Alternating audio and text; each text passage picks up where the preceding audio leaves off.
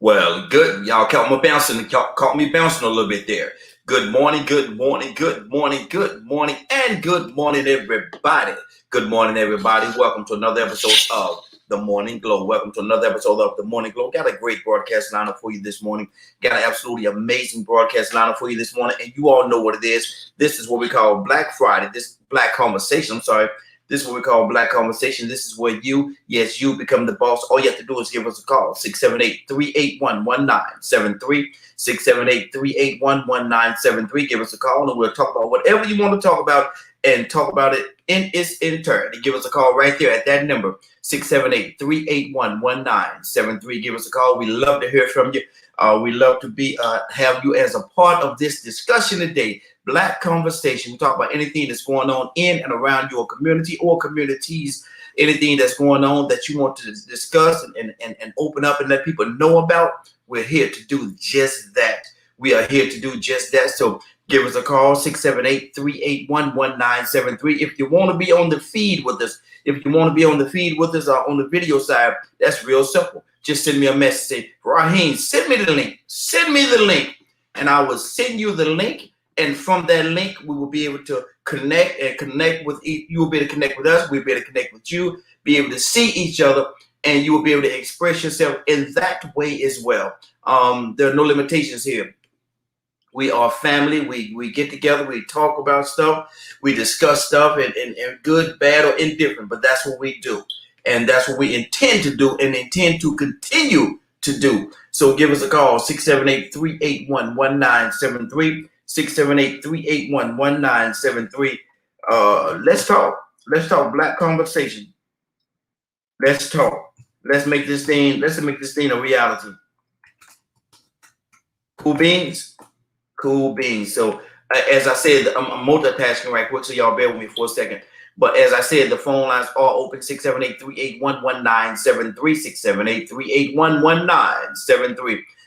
Y'all like how I do that? 1973. Well, listen, got a lot of things we want to talk about today. I got one particular question that I want to ask, but I'm going to hold off on that question until I get more of our people involved this morning. I'm going to hold off on that question until I get a few more people involved, and then I'm going to spring that question on you. And I think you're going to really enjoy the question, enjoy the conversation, enjoy the communication that we're going to have one to the other. Y'all like that? One to the other? Yeah. I'm trying to find something. I'm working on something right now. So y'all bear with me for a second. I'm working on something, trying to find something on this Facebook thing, man. They move stuff around on you, man. I tell you, Facebook boys, it's hard to keep up with them jokers. They'll move something around on you in a New York second. They'll move something around on you. And I'm trying to find something. Let me see here. Let me do this here. Let me see 1.1. See what come up when I do that right there. DK Radio 1.0. There it is. I'm trying to find. There we go. I don't know what the word Facebook be doing, man. They'll move stuff on you, man. Won't let you know. Won't give you a heads up. I'm gonna move this. I'm gonna move that. They just come in your house and move stuff all over the place and don't even tell you. Don't tell you nothing. Facebook, y'all are something else. Y'all are something else. Y'all are something. Y'all are a sight for something. Y'all are a sight for something. But what's going on in y'all community, man? What's really going on in y'all neck of the woods? Is there some things going on, man, that we need to know about? There was another police shooting here in killing here in the Atlanta area last night. I don't know all the details, but what I do know is there's another killing. I came on the news this morning. A police shot and killed another individual. Don't know who he was, but what I do know is the individual is dead. Like I say, I don't want to go too deep into it because I don't know all the details involved. But what I do know is there was another police shooting. There was another one. And in the course of that, another individual is dead by the hands of the police force. Is this getting out of control? And again, I don't want to prejudge this whole situation because I don't know what happened, what the whole circumstance and situation surrounding it was. I don't know, so I don't want to be in a situation where I'm throwing stuff out there that does not fit the narrative of what I'm saying.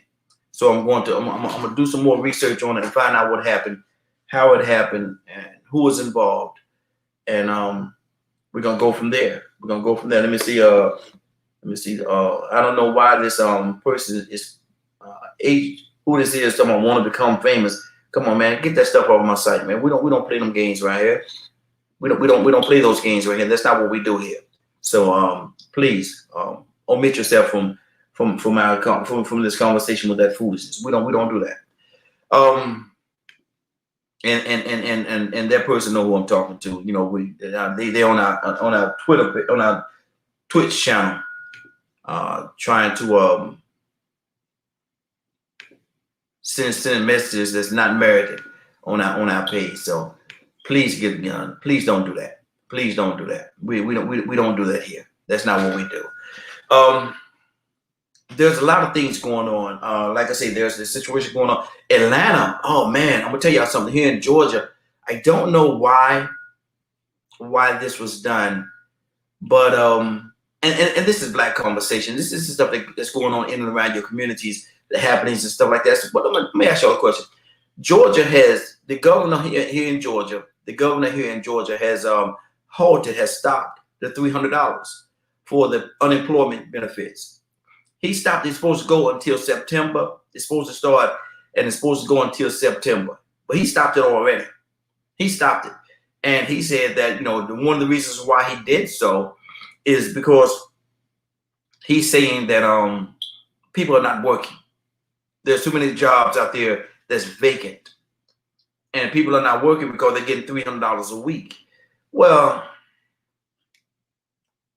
sir, I don't know where you live, what neighborhood you live in, what community, what kind of responsibilities you have. You are the governor, so I'm sure they're paying you very well. But the average individual, the people that you represent, sir, they can't live off $300 a week. That's $1,200 a month. Do you know how much rent costs in the Atlanta area? Sir, that's $1,200 a month. That's all, from what you're saying, that's all they're getting. $1,200 a month. You think they can live off that? You think a person in Atlanta, Georgia, you may have some cities or some states in the United States of America where, you know, that might be okay. That might be enough. But here in Atlanta, Georgia, in Georgia as a whole, sir, I'm here to tell you, and I hope you're listening. But $1,200 a month, $300 a week, $1,200 a month is not enough money for an individual to live here in Atlanta, Georgia. It's not enough money. And you cutting that off because you say people are lazy and they don't want to go to work and you trying to fill these jobs and blah, blah, blah. Okay, there have to be a better way to do it. There have to be a better way to do it. Because if you're thinking, if in your heart of hearts, in your mind, you're thinking that $1,200 is going to be enough, $300 a week is going to be enough for a person to live in Atlanta, Georgia. That doesn't even, half the time, that doesn't even cover the rent. If it does, that's all that you have. That's all that you have. Now you got your lights, your gas, your gas, your water, you got all the other car pay. If you got cars, you got car payments, insurance, health. Man, you got so many different other things. Phone bill. Everybody have a cell phone. Everybody's cell phone probably costs them $200, $300, $400 by itself. Now let's deal with this for a second. If let's say your cell phone is $300 a month. One of those payments, one of those $300 that you're saying is going to the cell phone. Because you gotta have your phone. It's going to the cell phone. So now, what you got? $900 left. Where you gonna live on $900, sir? Please help me understand. Now I know that you're saying that people and that could be an issue where people are just sitting home getting this money. That could be an issue. Absolutely, absolutely, that could be. But isn't there a better way? There have to be a better way that you can do this instead of just totally just saying, I'm just not gonna give you any money. Sir, the state is paying you your money. Where your check come from? Well, I work for it. No, man. You do stuff like this. It's not work. This is torture. This is brutality. Man, you cut these people money off, man, and these people don't have okay. What are they supposed to do now? Go get a job where they probably might not even make $300 a week. What are they gonna do?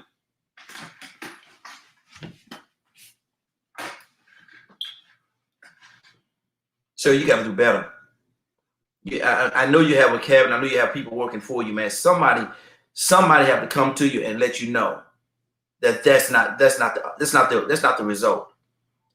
That's not the result, and that's not gonna give you the result that you're looking for. If you're paying attention on the news and other outlets, you're seeing that people already have signs that they're saying, "We will remember you in 2022." You know what they're telling you? They're not gonna vote for you. 2022, you out of there because you don't have any compassion for the people. Now, yes, there are some people. Yes, there are some people that will sit there and would try to take advantage of that whole situation. Yes, there are some people that are lazy. There are some lazy people. Yes, there are. I'm not gonna sit here and pretend as though they're not. There's some people that's gonna sit there and try to milk that thing as long as they can, and then they'll take the glass, they'll take the bottom of the glass, trying to get something else out of it. Yeah, but what about the ones that's not lazy? What about the ones that really trying to make it? You say, well, they need to go out there and just get a job. Well, they had jobs before this pandemic. Do you remember this thing called a pandemic that came? That shut a lot of places down. Do you remember that? Now what you want? Now you want this person that was an engineer, say an engineer. I'm just throwing this out there. Say he was an engineer making X amount of money. You want this individual to go work at McDonald's? Huh? You know, yeah, a job is a job, but I'm just saying, brother, you know, this person that was an engineer have a certain lifestyle that he or she is used to. And the income is certainly this $300 a week does not equal what they're used to making. And so they're struggling already to make ends meet. They're struggling already to make ends meet. And now you say, well, because you don't want to work, I'm going to take that $300 away from you. Sir, come on. There have to be a better way. I know there's a better way. There have to be a better solution. There have to be. Please, come up with something different. Come up with something different, sir. There have to be something different that you do. You cutting these people. This is what they have right now to go on. This is all they have to go on. And for you to say that you're going to take it away, this thing is supposed to go on up until September. Now, let it run its course. If in September, like every other state, if in September, you know, you say, well, look here, we've given you this. The time is up. The time is going to be up. Start letting them know. June, July, whatever it is, start letting them know, okay, it's getting close to, you know, it's August now. You know, this thing ends in September now, you know, July, you know, hey, this thing ends in September now. We're not going to extend it. We're not going to extend it. Give them that courtesy. September come, cut it off. Okay, I've given you this time to get yourself together, to get all your ducks in order, if you will. Now the time is up. I'm not going to renew it. We're not going to extend it. Now you have to make a way. But to just come along and just out of the blue, I'm going to take it away from you. I'm not going to do it. I'm not going to sign it. We're not going to have it. Sir, you can't do your people like that. You can't do your people like that. The people of your state that voted for you, sir, you can't do them like that. You can't. I mean, that, you know, you can't. Where's your compassion? I mean, your check is going to continue to flow. You're not going to miss a beat. I know you're not. You're not going to miss a beat. Give everybody else the same courtesy. 678-381-1973. 678-381-1973. We're talking about the Governor Kemp. I call your name, Governor Kemp out of Georgia, has said that he's going to pull the plug on that $300 unemployment benefit that people should get. I think it's $300 a week or something like that they should get. He says he's pulling the plug because people are lazy. They don't want to go to work. They're living off that $300. $1,200 a month, $300 a week, $1,200 a month. So I don't know, you know, that doesn't cover some people rent. More certainly not their mortgage. $1,200 a month. And even if it does, what else can you do? What else do you have left? You got other bills that you have to take care of. So my thing is this, that $1,200 a month that you're talking about taking away from people, that could be the very thing that kept them going during this rough time. And yeah, these are rough times right now. These are rough times. Am I my brother's keeper?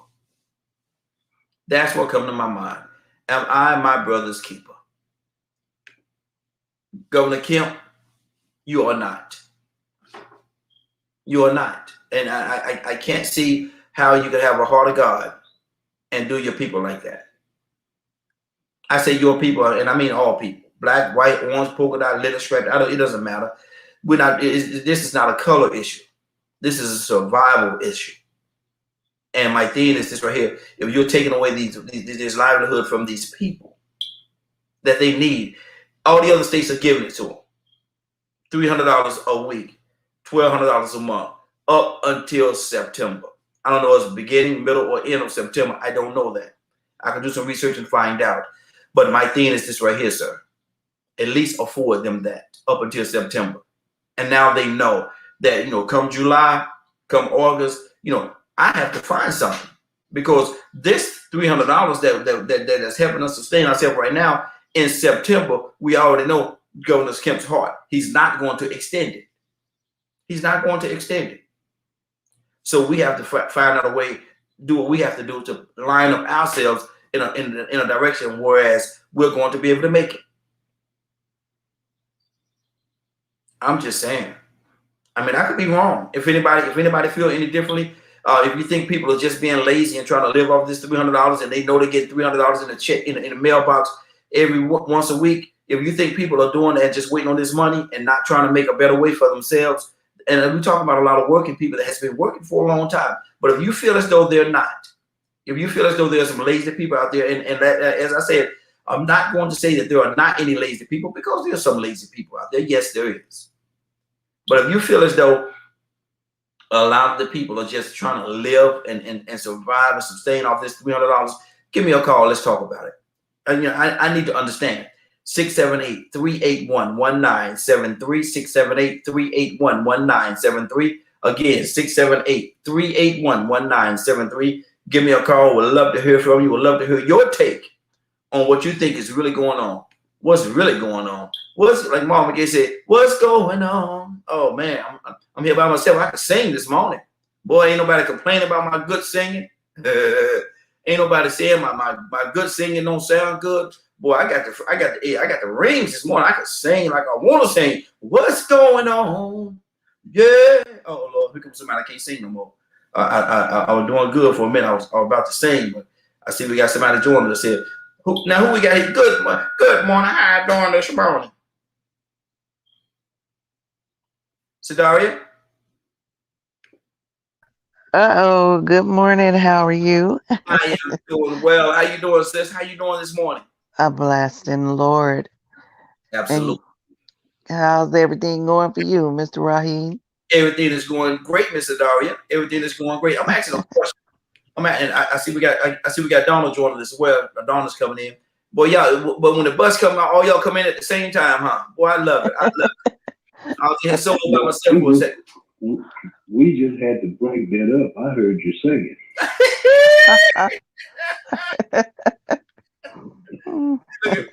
See, that's my thing. I was here by myself, so I feel like if I'm here by myself, I can sing like I want to sing. And then as soon as I start singing, here y'all come. Boy, y'all trying to help you out. Y'all ain't gonna let a good singer sing. Don't get that feeling no more. Y'all ain't gonna let a good singer sing for nothing, huh? No, listen, I'm asking a question this morning, and I need to hear y'all hard on this right here. I actually left my phone, so I'm gonna step away for a second and get my phone. But I need to hear y'all hard on this, man. So Darren, you here in Georgia, and you know what Kemp has done. Kemp has cut the $300 a week for the unemployment. He cut it. Mm-hmm. He cut it. He said, look, y'all people are lazy. Y'all don't want to go to work. Y'all don't want to do no work. And so I'm gonna cut this $300 a week, which is $1,200 a month. So no, yeah, 9 times out of 10, that's not. I can't survive off that. I can't. Exactly. With the bills that I have and stuff like that, $1,200 a month, I can't make it. I can't, you know. And so it's really, I think it's a slap in the face for them to do that, because most other states, what they're doing, they're allowing their people to have that benefit. Right. They're allowing their people to have that benefit up until September. Now, Right. in September, they're gonna cut it off. It's not gonna be anything that's gonna go forward after September. But he said, I'm gonna cut it off right now. Is he being unfair to his people? You know, here's my take on the unemployment thing. And I think, you know, that our government has to look at it from a different lens. If in fact you're giving or people are receiving the unemployment and they're not going back to work because they found that, and I'm speaking for in Georgia, most of the jobs in Georgia, many of them start at the minimum of $10 an hour. Many of them do. And it's been like that for the last 14 years, because I moved here 14 years ago, and that's what the jobs were paying then, and they're still paying the same thing now. So for 14 years, that wage has not gone up as minimal to most existing jobs. So at $10 an hour, once they take your taxes out, Social Security and all of that, then you're only getting the $300 a week that the unemployment gives you. And they're wondering why people don't want to go back to work. Yes, there are jobs open, and yes, there are jobs available. But why would a person go to work for the same amount of money that they're sitting at home receiving, and instead of having to go to work, use gas, get dressed, buy clothes, pay for childcare, to go and make the same amount of money that they're making by staying home? So that's one issue. The other issue is, if the government really understood that principle, then they should have a mandate on how much a person is paid minimally in the state of Georgia. Everything in Georgia has gone up tremendously. Yes. From when I moved here. Everything has almost doubled. But the wages haven't changed. So that's what the problem is, you know. And for him to snatch it away, well, of course, that's not feasible, as opposed to giving people a time frame and saying, after this time frame, this will no longer be available for you. Then people can start looking for jobs that will probably and possibly give them enough income to continue to maintain. But for people who don't want to go back to the fast food industry and different things that they were doing before for $10 an hour, I don't blame them. If I could stay at home and get the same amount of money that I was getting going to work, with the stress of driving, dealing with traffic and everything every day, and know that my government is not going to support me making more money or making it mandatory for the minimum wage to be raised, why would a person be motivated to go back to work? So I think, in more than one way, they have to look at this situation.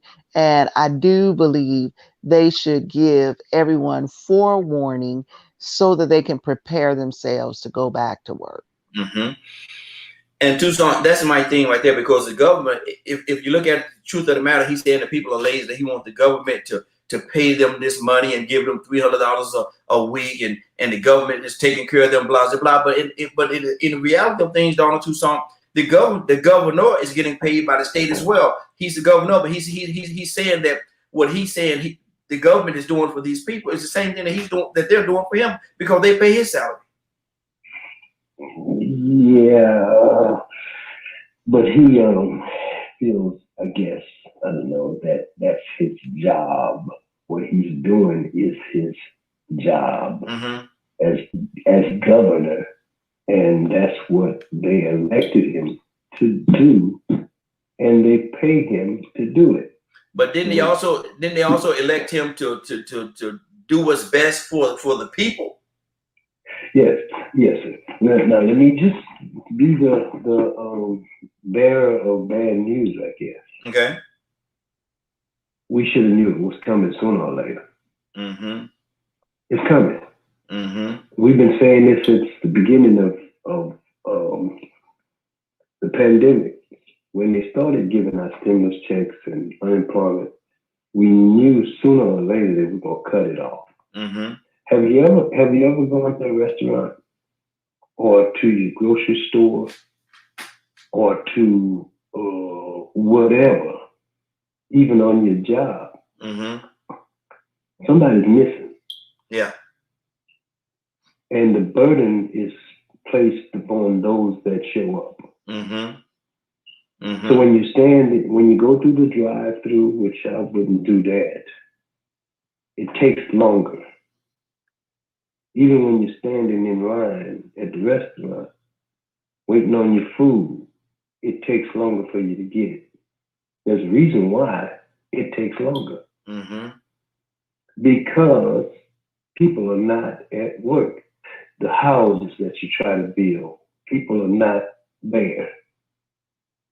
You know, every entity that has anything to do with any kind of form of employment, there are people that decided, because I'm already getting money, what in the heck do I need to? And I said it as clear as I possibly could. Why would I, like Sadari said, Sadari, pronounce your name for me, because I find we jacking your name up. It's Sideria. See that? Sideria. Yes, sir. We get it right?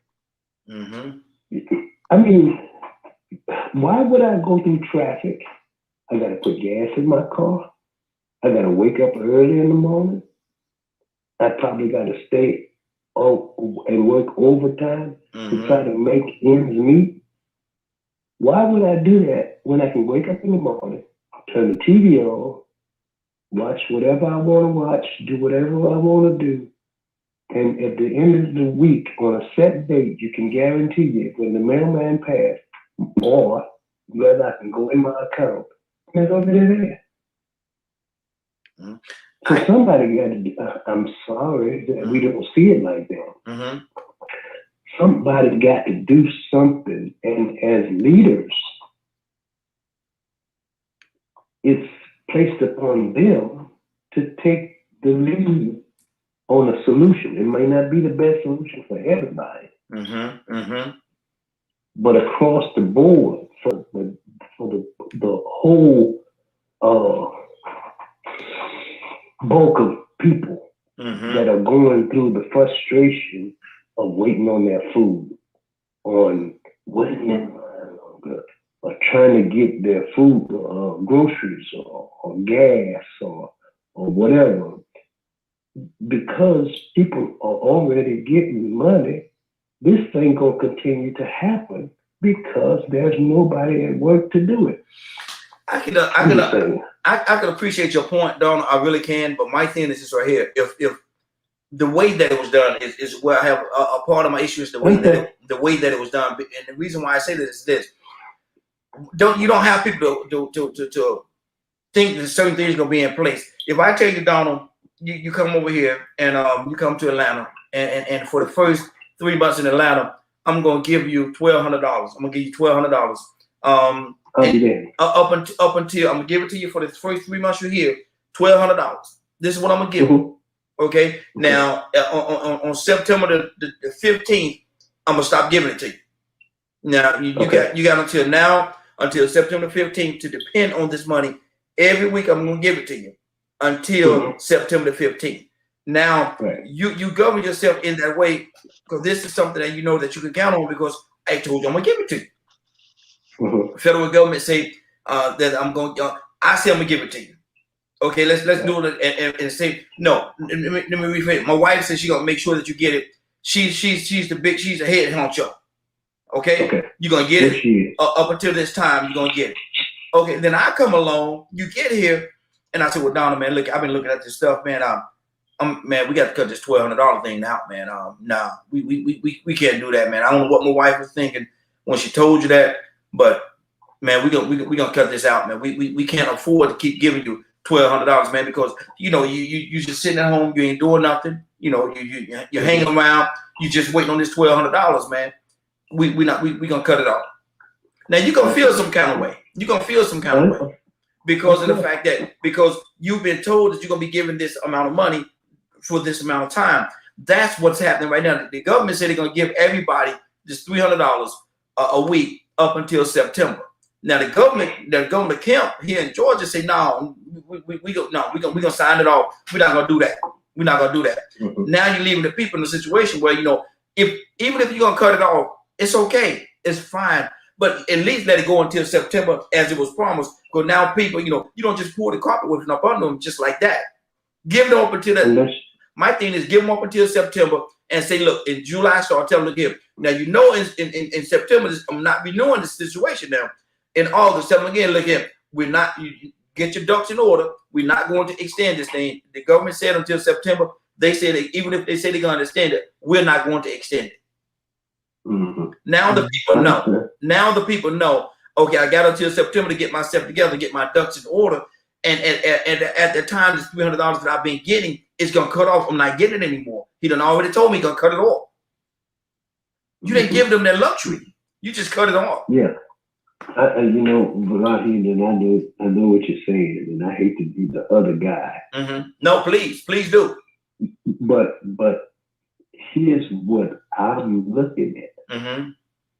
Government don't sign no contract with you. This is not something that I know they say it, but the government go back on what they say right after they get elected. They've been doing that for years. But it's not the government that did it, it's this individual that did it though. Yeah, him. I'm talking about people in position. They make promises, and when you vote them in, they go back on their promises all the time. But this is not what I'm saying is that you use the example. I'm probably pretty sure that if we had that agreement, somebody would have a contract somewhere. Okay? But the government don't sign no contract with you. Yeah. In certain cases. So if there's no per se written signature of somebody that said this and this is what I'm signing, okay, good. That's sealed.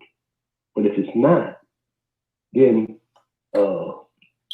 they can break it at any time. But that's why people go and make appeals to situations. But then now you got lawyers.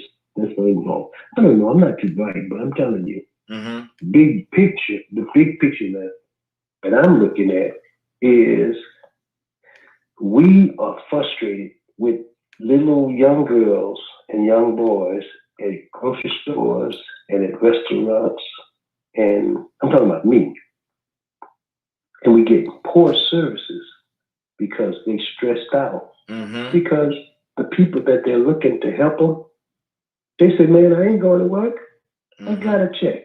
I can and understand. I've been getting a check for a year and a half now.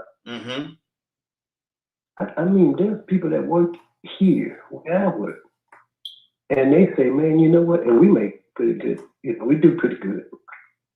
But they say I make more money by staying at home than I take home every week. So why would I go? You gotta understand the mentality of people. Oh yeah, I understand that. Absolutely. I don't want to be at work, right? I don't never want to go to work. Now I don't want to be here. I want to retire and sit at the house. That's what I want to do. That's what I desire to do. And if I had a check coming in that would take care of what I need to take care of without me putting gas in my car and all that, I'd stay at the house. I'll shut it down. I'll shut it down right now. I'm just telling you what I would do. Yeah, I'm with you. So now you also see that No, no, go ahead. Go ahead. No, No, finish. that's just the when you get a supervisor or your superior, and he's dogging you out every day, talking to you crazy, manipulating and putting people over you that you're training. Mm-hmm. You look at that, and then the government or the mayor or the whoever it is says, okay, for such and such a time, I'm gonna give you more money than you're making. You make that choice, and guess what that choice gonna be? Mm-hmm. That's the hell. So, Daryl, what's on your heart behind this, sister? Because I understand what he's saying, but at the same time, I don't think that you, as a government that's supposed to represent the people, should pull the carpet with up under them just like that. At least give them a fair chance or for a fair option to get some ducks in order before you do that. So, Daryl, and I can very well be wrong. What's on your heart? You know, I can agree on both ends. I can agree with what Donald is saying because this was never supposed to be a permanent solution Mm-hmm. to to the pandemic issue. It was supposed to be a substitute to help people during a time that we were uncertain as to what would happen in the future. Now that uncertainty level is kind of balancing itself off, even though it truly is not, but it appears to be balancing itself off. Mm-hmm. And you know, the as a government official, part of what they have to look at is the economy. How is the economy doing? Because people going out of their home every day boost the economy because they spend money, they shop, they do more when they're out and about just naturally. We eat out more, we make more stops. I mean, when I stay in the house, I don't spend money. As soon as I go out, I can spend $100 so quick that, you know, sometimes I'm amazed and I get back home. I've only been out 2 hours and I've already spent $100. So, but in the wider scheme of things, when the economy does that, it boosts our economy because everybody's staying at home and they do have minimal money. So more people are cooking, more people are staying at home. They're not paying child care. They're not being out and about. They're not doing additional outings because they have this minimal amount of money. And so now the government feels that the economy is suffering. And that's a truth to a certain extent. But yet, as you said, on the other hand, I also believe that if you make just this is me as an individual, if you make a commitment to someone, then you carry that commitment out. If they initially committed to give this stipend to a certain point, then they should keep their word in it. Donald said that, you know, there's no contract. Well, that's true, but you are contracted to the people when you come into that office. That is the contract. Coming into that office puts you in contract for the benefit of the people in the state that you reside in. So if this is not beneficial to the people, and then you're not creating a different measure by which they can see the feasibility of going back to work, then you're kind of at a stalemate. And when you force everybody to go back to work, now you got a whole bunch of disgruntled people at jobs they don't want to be in. So now you're creating a whole nother issue because everybody's forced to go back to work, and many of them don't want to go back to the same jobs because they already were struggling and not making enough money. And as I said, this sticks very deep in my craw. $10 an hour is a joke for any adult. Any adult, $10 an hour is a joke. And so, and when rents are 900 a month or more, $10 an hour is a joke. Mm-hmm. You can't live on that. All the food during the pandemic has gone up. You know, ground beef, you used to could buy it, you know, under $8. I went in the store and it was $16. I was just like floored. Like, Mm-hmm. who pays that much money for food? You Mm-hmm. know, so everything has gone up and everything but what people are getting paid. Yeah. See, Yeah. so it doesn't balance out. Mm-hmm. And so I do understand both sides of the dilemma because we can't give free money forever. Come on now. Yeah. People Yeah. got to be realistic.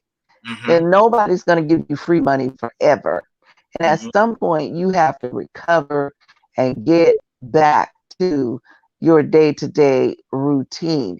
Mm-hmm. But again, if you were promised something, you know, people may be preparing themselves. Some people may be in school so that they can get a better job. You know, different things may be going on with some of the people who haven't gone back to work. And you do have that percentage of people really who are just being lazy. Mm-hmm. And that's, we know that's factual. There are some people that's just taking advantage of it and being lazy. Mm-hmm. But that doesn't mean that's what everybody is doing.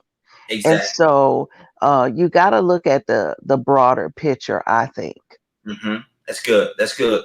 Rico, good morning. How you doing this morning? Man, I take the plane, man. Grand rising to everybody. Hey, Grand Rising, you as well, brother. I know you've been listening. I know you've been listening, brother. What do you think about this thing, man? What side do you stand on, man? They're snatching the money out from the people. What do you say to that? Well, I'll never, you probably won't ever find me standing on one side because you have so many different situations and scenarios where you can find a pro and a con pretty much for every argument. Mm-hmm. Every situation, you can almost find a pro and a con. So it really depends on the situation. I think this is situation. But, you know, sometimes I find myself looking at things from a different perspective. Like, I believe sometimes we look at too many things from a Western culture aspect. Mm-hmm. We look at things from our programming. Mm-hmm. And then I look at other countries like Dubai. Yeah. Dubai gives their citizens money. They'll never go broke. With everything, with all the progress and every piece of value that Dubai grows with, each one of their citizens grows. Mm-hmm. That means they're sharing the wealth. That's quite humane. Mm-hmm. So, you know, and then you think about it. If America could give out this kind of money, that means it's available. Yeah. Yeah. Maybe if we redirected some of that money away from all this destructive war material, because Dubai, I don't think Dubai really has a lot of money that they're investing into nuclear bombs Mm-hmm. and high-tech planes that kill people. So, you know, I look at that and I'm like, well, you know what? It really is about the people and making sure that the life experience is as fair for everybody as possible. Mm-hmm. But see, we program, we Americans. We gonna learn a culture and a thought process that, I mean, I put it this way. We have bought every bit of the programming that America has sold. Yeah. Yeah. Even the hypocrisy, the double standards. Mm-hmm. And then we go along and play along with them. 1 minute we're on this side, next minute we're on this side. We're just being led by the nose. Mm-hmm. But then we have examples of other countries doing the same thing we're doing, but we have the mindset of the rich. I mean, why is it that we always have the talking points and the arguments of the 1% elite? They want it all. Mm-hmm. You ever notice that our beliefs in the United States always goes along with the benefit of the richest people over here, Come on. the greediest people? Mm-hmm. So, you know, we might be looking at this the wrong way. We might need to look at it from a human point of view and always keep in mind that there are those out there raping and beating the system and being greedy. Mm-hmm. And there are people out there that are vulnerable, neglected, and they don't have a choice because they don't have access. Mm-hmm. And they need that milk. Even over here in this country, plenty of people need subsidies. So let's fight them. Mm-hmm. I'm always looking on, I mean, don't get me wrong. You don't want them to abuse it, but the 1% been abusing it and getting no recourse. Mm-hmm. Mm-hmm. I'm going up here now. You go ahead. I'm up going up here. Okay. Donald, talk to me, brother. What's on your heart?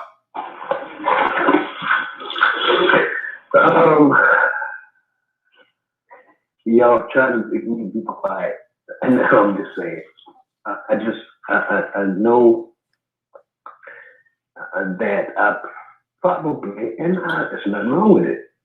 I guarantee you, just about, not all of it. You know what I'm saying? The good have to suffer for the bad. Yes, sir. That's what's happening.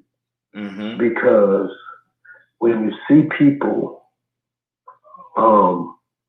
when they were struggling per se, right, Mm-hmm. to pay their bills, right, but now you look at them, they're going on vacation. Mm-hmm. Well, Gave Donald, them a break. Go ahead. but see, my thing is, I understand what you're saying, but at the same time, Donald, I can't see them having the amount of money to go on vacation because they only get like $300 a week. And when in the beginning they was making so much more than that. I know, but wouldn't you think a person would be saving? Yeah. When it rains, because it's gonna rain. I mean, you know what I mean. It's raining. For tough times, for difficult times. It's raining now. Supposed to. It's been raining. Yeah. You know, I had to leave a $10 an hour job in this area. Mm-hmm. So I could just imagine making $10 an hour in the Atlanta area. Yes, sir. That's crazy. Mm-hmm. So if you're giving me more than a $10 an hour wage, then for sure I'm not going to work. Yeah, exactly. I was looking up Dubai because that may be one of the places I want to go when I retire because I got to get out of this country. Yes, sir. Because we a mess. Absolutely.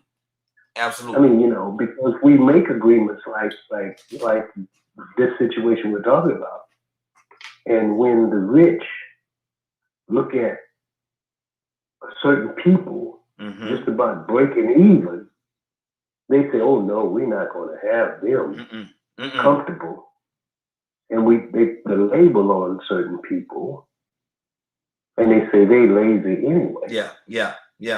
And they always did want something.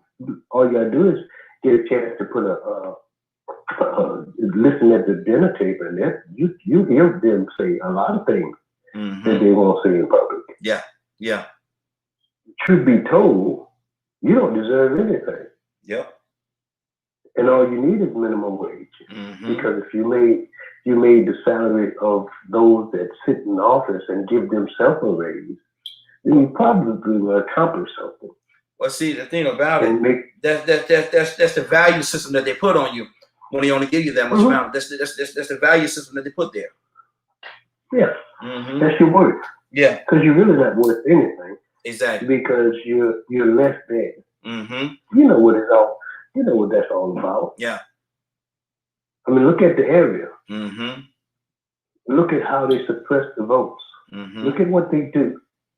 And because of, look at the area they target when they say, you know, we got to stop them from giving water in the line and the voting and all kinds of crap like that. You know what that's all about. Yeah.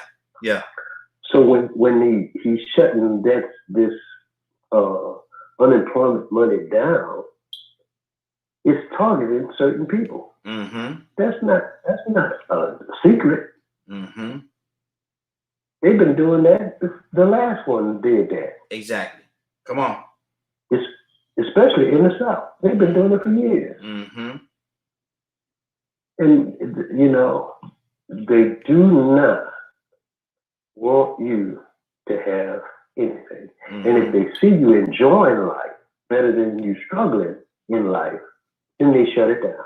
Oh, man, they figure out somehow. They're going to move some stuff around then. They're going to move some stuff around on you. Move that goalpost a little bit. So, Daria, what's on your heart?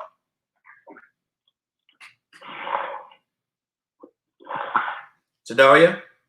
Oh, I'm sorry, Sadaria. Let me see it right. I'm here. Okay, what's I was what's having problem with the mute button today. okay? It's okay. You there? You there now? What's that? Talk to me. Is there any truth in what we're saying, or what do you see?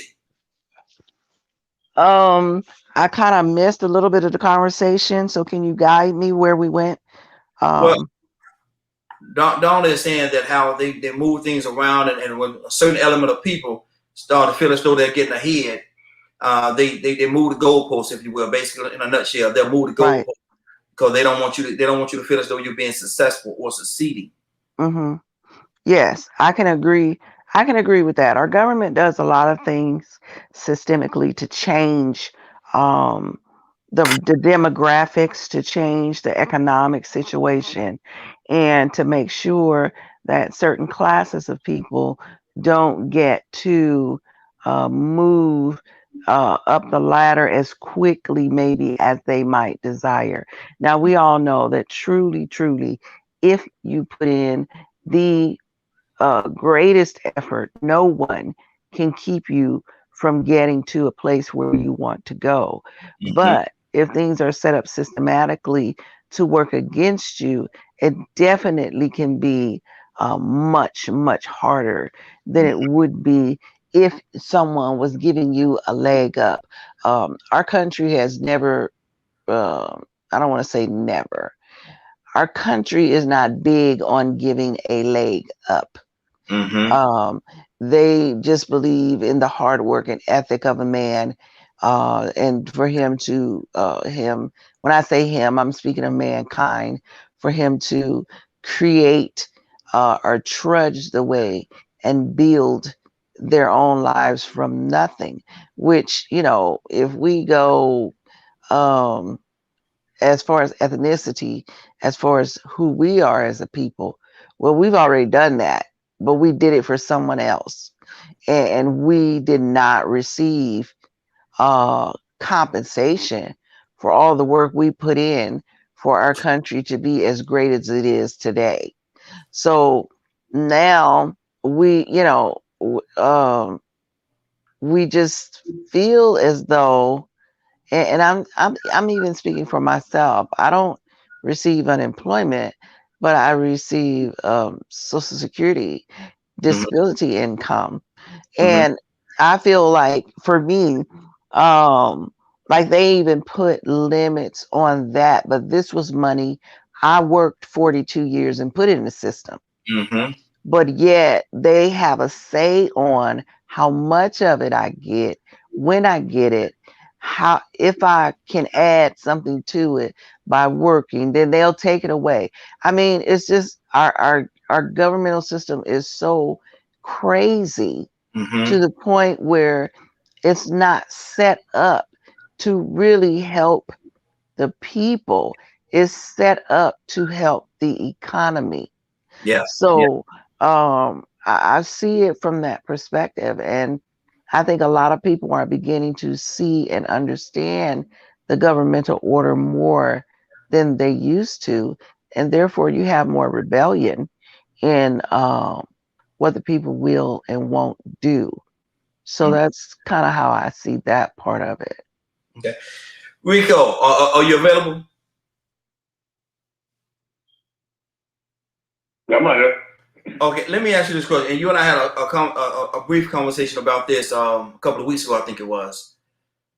But if there was a weekend, say today is Friday, and I'm talking about the contribution that we as a people has made to this United States of America. If on Friday, between Friday and Sunday, Friday morning, Sunday at 12 midnight, if between that time nothing in the United States of America could be utilized in any kind of way that was created by a black individual, what would that do to our weekend? It'll shut it down. It'll shut down your weekend. First of all, you'll have a bunch of car accidents.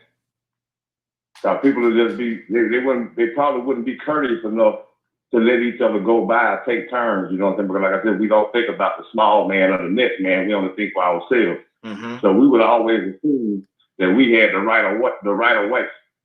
Well, the lights off, but if they would have been green. Mm-hmm. Because that fits your narrative. Mm-hmm. You know, so yeah, it would have been complete chaos. You know, it would have been so many different things. You can't even begin to name all the contributions and inventions by Black people that we need today for our survival, or that we depend on. I ain't gonna say we need them. I'm gonna say we depend on them because we become dependent on them. We love these luxuries and this convenience of just looking at red lights instead of just saying, well, hey, go ahead, partner. You know, but you know, I was thinking about something. We have to also remember that America is a corporation. People say this all the time, and I think people just take it as propaganda, just something that sounds good. But we have to understand that the same people that wanted to make America great again with Reagan are the same people that wanted slavery to exist before Abraham Lincoln. The same people that Trump wanted to make America great again. And that does not include Black people and minorities. Now, we start thinking about the fact that corporations run America. That's why certain people, once they get the bigger picture, that's the first direction they go in is to go join corporate America. Because the corporate America, they don't have any rules to play by. Say, for instance, I paid into a pension. And then all of a sudden, the company sent out letters telling everybody they were going to get them their pensions early because they didn't feel like keeping up with the numbers of all the people that didn't work there anymore. So they going to, quote unquote, bless us with our pension early. But then if you don't answer it by a certain time, you can't get it. But now if I paid into it, why don't I have the right to go and request that pension early myself? See, they determine how the rules go. See, that wasn't what applied when I first started working at that place. Is that, oh, we just don't up and change it when you turn 40 something and go ahead and offer it to you early. I was told that I would be available to receive my pension at a certain date. After a certain amount of time. But they changed the rules. They did it when they got ready. Well, you know what? We don't feel like getting involved with these people, so we're just going to go ahead and give them their money now. Boom.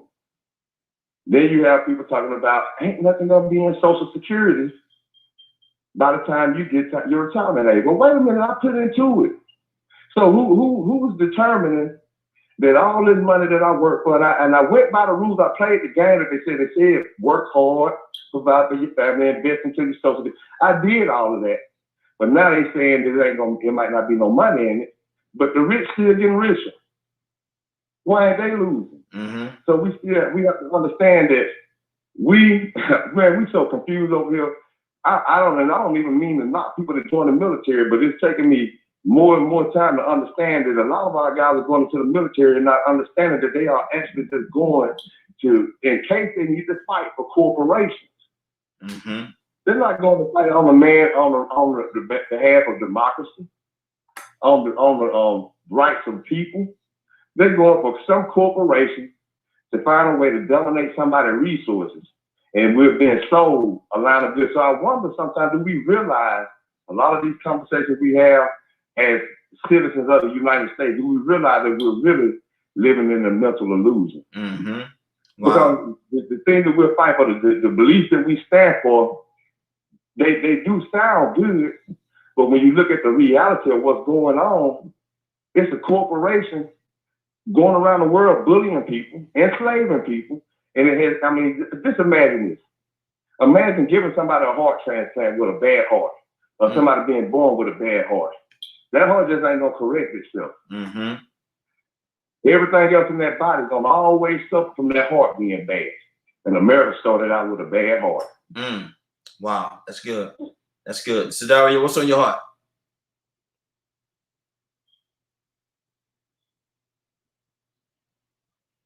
Hello? Hello? Yeah, okay. Yeah, I mean, this whole thing is kind of terrible in our economy. The pandemic has done so much to so many people in so many different ways. And people's lives have been touched differently, as we discussed earlier.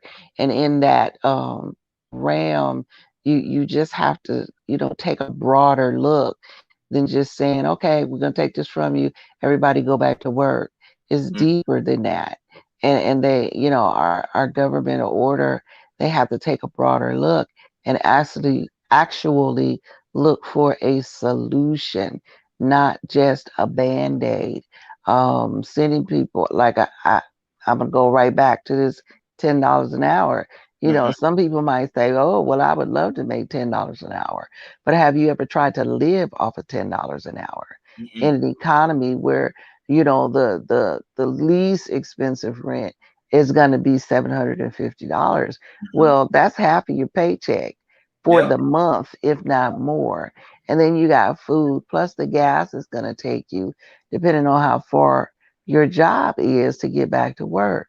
Don't have children because I have a young lady who works at a child care center, and these mothers, God bless them, and fathers, they're paying $200 a week. Now, I'm not saying that your child is not worth it Mhm. for appropriate care. What I'm saying is none of that is factored in going to take a $10 an hour job. And most of these people, if they go back to work, adding the expenses that it takes to go to work every day, will have to work more than one job. Mhm. And then now you got the issue of children being at home raising themselves, and we already see what that looks like Mhm. with our young people today. So it's deeper than just, oh, well, I'm at home getting $1,200 an hour. It's deeper than that. Mhm. It's different if there were more jobs provided for people to stay at home and make that kind of money. Then it might be a little more relevant. Mhm. But to have to leave your home and know that you might find something starting at $12 an hour, Mhm. which is still no money. Yeah. Yeah. So I mean, it's more than not having any money. I get that. Mhm. But if it's not enough to keep you afloat, it's more of a stressful situation than it is an actual advantage. And Mhm. people want an advantage when they go to work. Yeah. When a mother is paying $800 a month, or a father, just to go to work, and they're only getting 16, and Mhm. then they got rent to 750. Well, literally, without any taxes taken out, Mhm. that's everything they've made. They're not gonna bring home $1,600. Mhm. They're gonna bring home somewhere around 1350 on the average. Yeah. So they don't even have enough to cover those expenses. That doesn't include food. It doesn't include utilities. It Mhm. doesn't include diapers or your needs for your child. And it doesn't include anything extra for you. And Mhm. then if you're over a certain income limit, they're not going to help you with food, with Mhm. food stamps, Yeah. because now you're over the money limit. Making So too much money. Mhm. yeah, so it's really just crazy. And they can say what they want, but I can see how in this state that's going to create some problems in the state of Georgia. They got So, people. They got people camping out right now, protesting with tents down there at the mhm, governor's house, at the governor's building, camping out. They got tents out there sitting around, and they said, and they got all these signs, and the signs are reading to this degree right here. You know, we will remember in 2022, and so they're telling the governor right there, you know, we're not voting for you, bro, because you don't have our best interests at heart. right, And like we all have said, there are some people. There are some people, in truth of the matter, there are some people that's going to try to milk this thing out to the bottom, to there's nothing left. But there's some people that really need it. There's some people that really need exactly. the opportunity. There's some people that really need the assistance at this point to go out there and do the quote unquote right thing. Talk to me, Donald.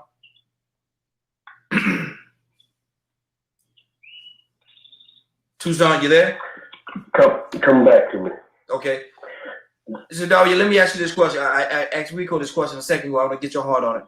If for Friday, say Friday morning, all the way up until Sunday midnight, anything that was created, invented by a black person could not be used over the whole weekend, where would that leave the United States of America? Shut down. It would be on shutdown. You know, and people don't really think that our contribution as people of color has been that great. But if you study and look up all the things that were invented by African Americans, then you would know that that will put our country in a mode where we're shut down, Mm-hmm. because there will be too many things that can't be done, or that won't be functioning. If even if this was the case, even if the people that had invented these different things, some of them might be alive, but many of them were not, had Mm-hmm. invented these different things, were able to have the authority to say when they could be used, that would have created a problem for our country years ago. Mm-hmm. So, but we didn't have that authority Mm-hmm. because we didn't have the knowledge on how to patent and how to have full right over the things that we created. But I could see where, you know, it would cripple our economy and our Mm-hmm. country badly if in fact that took place. Mm-hmm. Now, Rico, why do you think it is? And you being a historian and being a person that you are, man, with all the things that you do, why is it that the country, the world, don't want to acknowledge our contributions? Well, that's an easy question. I mean, because the same reason why, I mean, they have always felt envious. So maybe, you know, it was just a lack of pride because they couldn't invent these type of things. I mean, you got to understand, man, you know, I don't know, some questions I just don't like to answer because the answer has already been explained so many times ago, man. We had to teach these people to bathe. Mm-hmm. Yeah. I mean, come on, where did they come from? I mean, you know, so sometimes it's a little shame involved in what true history is. Mm-hmm. And some people want to keep on changing the narrative and make themselves feel better about who they may be or where they came from. No, we wasn't that barbaric or savage, Mm-hmm. you know. But you made a comment a second ago about some people, they're going to definitely ride until the wheels fall off. Yeah. And see, the thing is I don't mind when the little man rides something or abuses a situation like this, because somebody created this atmosphere a long time ago to where the little man would be that greedy. Somebody created an atmosphere where a little man existed. You see, at one point in time, you had people that went to war because they wanted to continue being savages and get free labor, and they used politics to say that they had the right to dominate over people and make them work for free. Even when their wives said, you know what, I'm tired of this white male domination. Mm-hmm. I want to get out here and work too. I want to get out these kitchens. Mm-hmm. Well, we'll get one of these black mammies in here and make them cook, but they can't even cook for their own family. And somebody thought it was right to get over Mm-hmm. for centuries on human beings. Now, we all of a sudden, we don't think it's right for people to get over. Well, these people, most of these human beings come from 400 years of this oppression, this lack of access that you intentionally kept them from because you wanted to protect your right to free labor. Look, you became the most powerful country on the planet in less than 400 years over countries that's been existing over 10,000, and you want to talk about a small man getting over? So that little chunk change, you wasting money on weapons and you use them just because you want to make sure they don't go to waste. You invest too much money in it. Mm-hmm. You train people to be mercenaries and assassins. When they get out the military, they're still going around killing people. And you're worried about the small man, you know, on some unemployment. Mm-hmm. Ain't that a distraction? Mm-hmm. That's a huge distraction. So now these people that feel like they don't want to see poor people or black people or whoever it is on the bottom that they want to keep on the bottom ever get over. But you still got corporate America and the 1% just doing what they want to do. Mm-hmm. We still trying to find out the truth about Jeff Epstein. Yeah. We still trying to find out when they're going to get Prince Andrew. Mm-hmm. You get what I'm saying? We Mhm. want to find out what happened to the SEC Commission investigation that went down in World Trade Center 7. Why did the investigation just die? It wasn't just the investigation in the 9/11 that died. Well, why did the investigation into the SEC die along with that? It was so convenient. That, well, the evidence is gone, and we can't do nothing from our memories. It's all on paper. So we're just going to let these rich people go again. Mm-hmm. Corporate America. So, I mean, you know, that practice is inevitable that somebody always going to want to try to get over or abuse something or get something for free, because that's what America was built on. Mm-hmm. Getting over on people and getting laid out enough for free and becoming uber rich and powerful. Wow. And they thought it was fact. They actually went to war for it. Mm-hmm. So, yeah, I mean, you got to think about it sometimes. When these people get the nerve to bring up small people that need access, you know what? Yeah, these people, they taking vacations because they never been. Maybe they all working, they never have time to take one. So they might sacrifice a little bit just to go, because this is their only opportunity to see a beach. Mm-hmm. And they never saw it. Mm-hmm. See, those people don't have the access that everybody else has. They could go and make a wish that they could give their children these video games, but it takes 5 hours of a paycheck from McDonald's to pay for a game. Mm-hmm. Mm-hmm. Yes, sir. This is pay for a game. I mean, sometimes we have to sit back and think, what can we go and spend $20 on so fast that many people work the whole hour to earn? Mm-hmm. You ain't you can go spend $20 on a bit. People smoke up $20. Yes, sir. In one blunt. Yes, sir. Yep. And somebody going out there begging to work for an hour to get that same $20. Mm-hmm.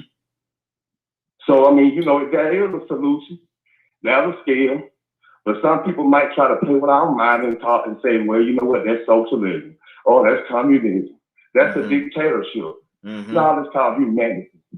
Quit jacking the price up on people and being greedy. See, if it weren't for greed, we wouldn't have this problem. Mm-hmm. But we got greedy people at the top of the ladder that have started a process, and now they're complaining about people abusing a system or riding something till the wheels fall off. Mm-hmm. But hey, we only gonna practice what we've been taught. Exactly. Exactly. Let me go to Sadari. Sadari, let me ask you this question, and this is somewhat different. Okay. Back in the slavery days, a lot of times we cooked their meals, we prepared, we did all kinds of different things for them. Now, if you're preparing somebody's meal and they're mistreating you, why not just pour a little something in that food and take care of the situation? Were we that terrified, or what? Why didn't that happen?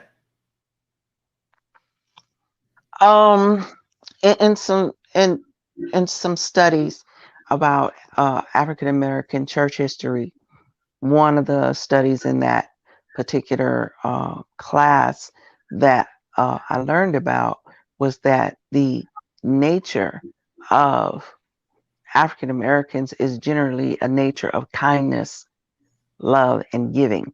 Now, we don't necessarily always see that in our community, but we come from ancestrally those type of people who wanted peace and not war, who established their territory, and then they lorded and shepherded over their specific territory or their specific group of people.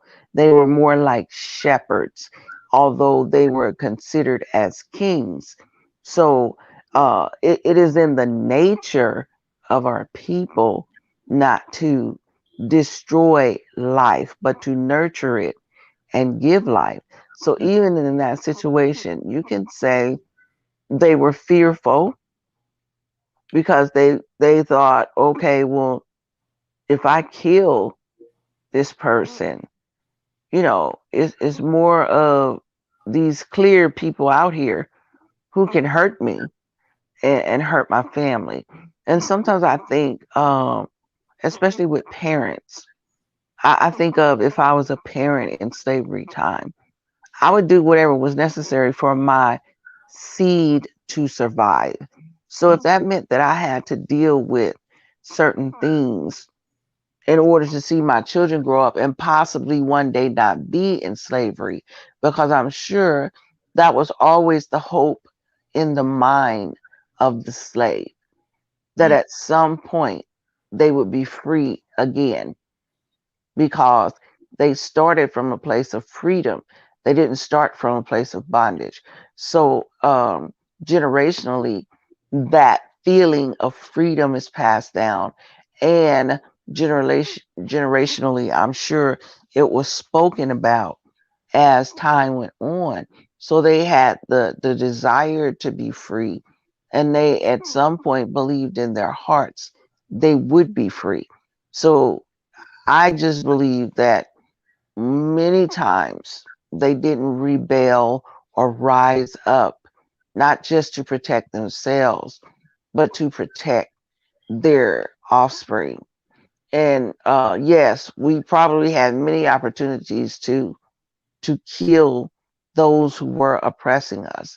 And I'm sure those that did rise up were made such an example of what would happen that it put fear in the hearts of others who even thought about it.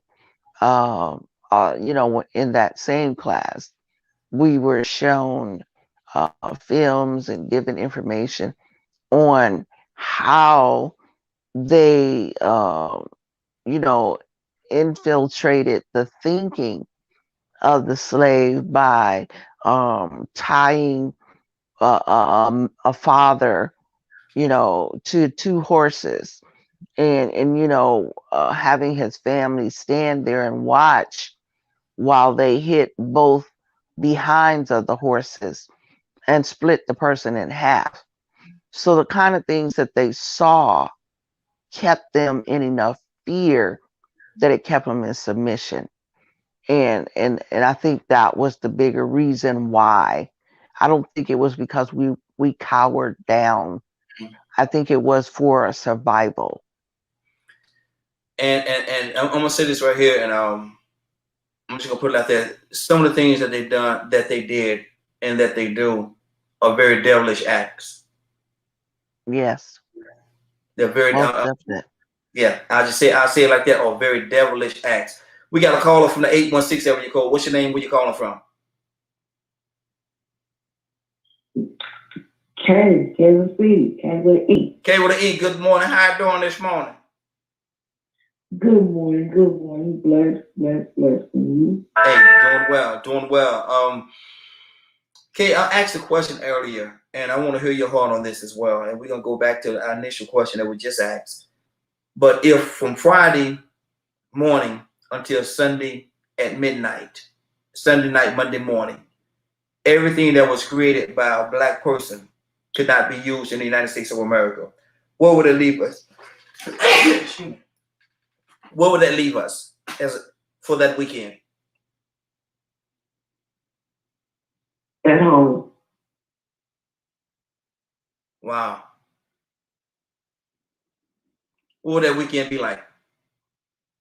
It was just at home. I mean, it would be whatever you would make of it. Mm-hmm. It wouldn't break me though. It wouldn't break me. I would stay at home. And I mean, they can stop me from doing what I want to do inside of my home. So I could stay at home till that weekend is over. Mm-hmm. So you wouldn't want to go outside the house on that weekend because I wouldn't. Okay. I wouldn't. Explain to me why not. I wouldn't. Because why would you go outside the house and they put a stimulation on you and you're a black person? So No. There's supposed to be forced on you, or you gonna stay at home where it don't matter. No. I mean, no. Okay, what I'm saying, like everything that was invented by a person of color, you can't use it at all. Anything that was invented by a person. Home. Okay. You have to stay at home. How can they tell you what you're using, what you're not using? Because you're in your home. Mm-hmm. So what are they saying? You can't use it in your home. They can't say that. Mm-hmm. Like, I know what you're saying. We can't use it. When you saying we can't use it, but they're still using it. No. If it didn't what exist, if everything black people invented disappeared? Yeah, just did not exist at all. Yeah. Where would it leave a lot of people? Because we invented a lot of stuff. So where would it leave a lot of people? No, Without- it's not based on a person. It's just based on everything that was invented by somebody that was black. For that time, from that Friday until that Sunday, Monday morning, it just disappeared. Boom, did not exist. Nobody could use it because it did not exist at all. What would it leave? We would be okay until Monday. It would just be stuff. It would be out of our control. So what could we do? You just gonna stay on yourself at home and don't worry about it. Mm-hmm. You're gonna be okay. We're gonna be all right. Tucson, what do you say to We're that? gonna do Mm-hmm. Tucson, what do you say to that? I say we probably be in total chaos, or we'd be living with horse and buggy. Mm. Because like I hear what you're saying, and that's a scenario that's, oh my gracious. I already got nappy short hair, so you see a bunch of people walking around with nappy hair. Mm-hmm. Anyway, I'm sorry. And red lights and life itself, because when you think about who really invented certain things that were taken away from them because they were slaves of slave owners. Mm-hmm.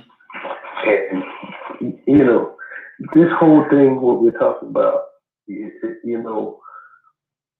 kind of like the promise of the 40 acres and a mule. Mm-hmm. Where's yours? Did you ever get it? Never. No. Never.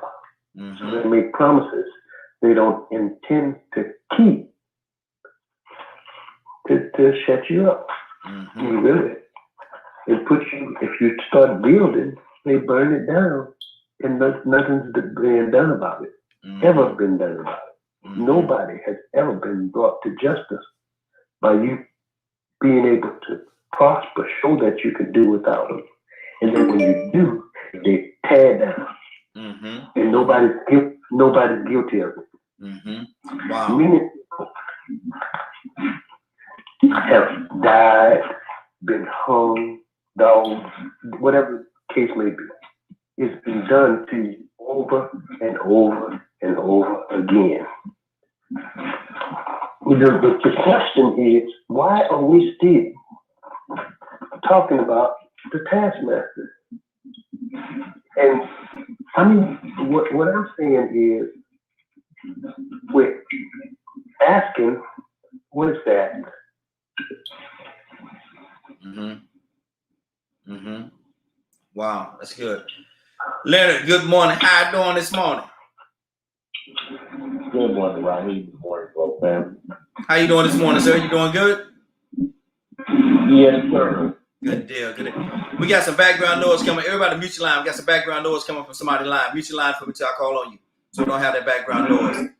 Mute your line for me. Good job. Good job. Leonard, what do you say to that, man? If from Friday morning until Sunday, 12 o'clock, Sunday night, Monday morning, everything that was invented by a person of color could not be utilized in any kind of way, where would that leave us for that weekend, Leonard? You just be doing something else. Mm-hmm. That's all. What would you know how? I don't. Say that again. Well, I mean, yeah, that's true. You would definitely be doing something else, reality. But my thing is, what would you be doing? Because a lot of the norms that you're used to, it's almost like if that satellite it's almost like saying if that satellite were to go down, normal would not be normal for us anymore. Mm-hmm.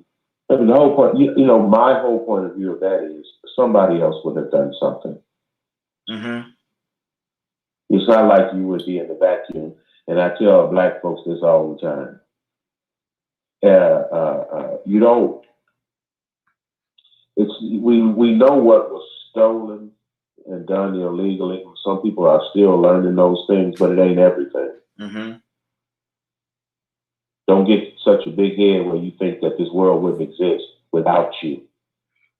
But I don't want people to get such a small head where they don't realize the contribution that they made to the society, because a lot of times it's trying to be erased away by certain individuals. Yeah, and that's why you have to study as well. However, there is someone there would have been someone else in the gap. That's all. Mm-hmm.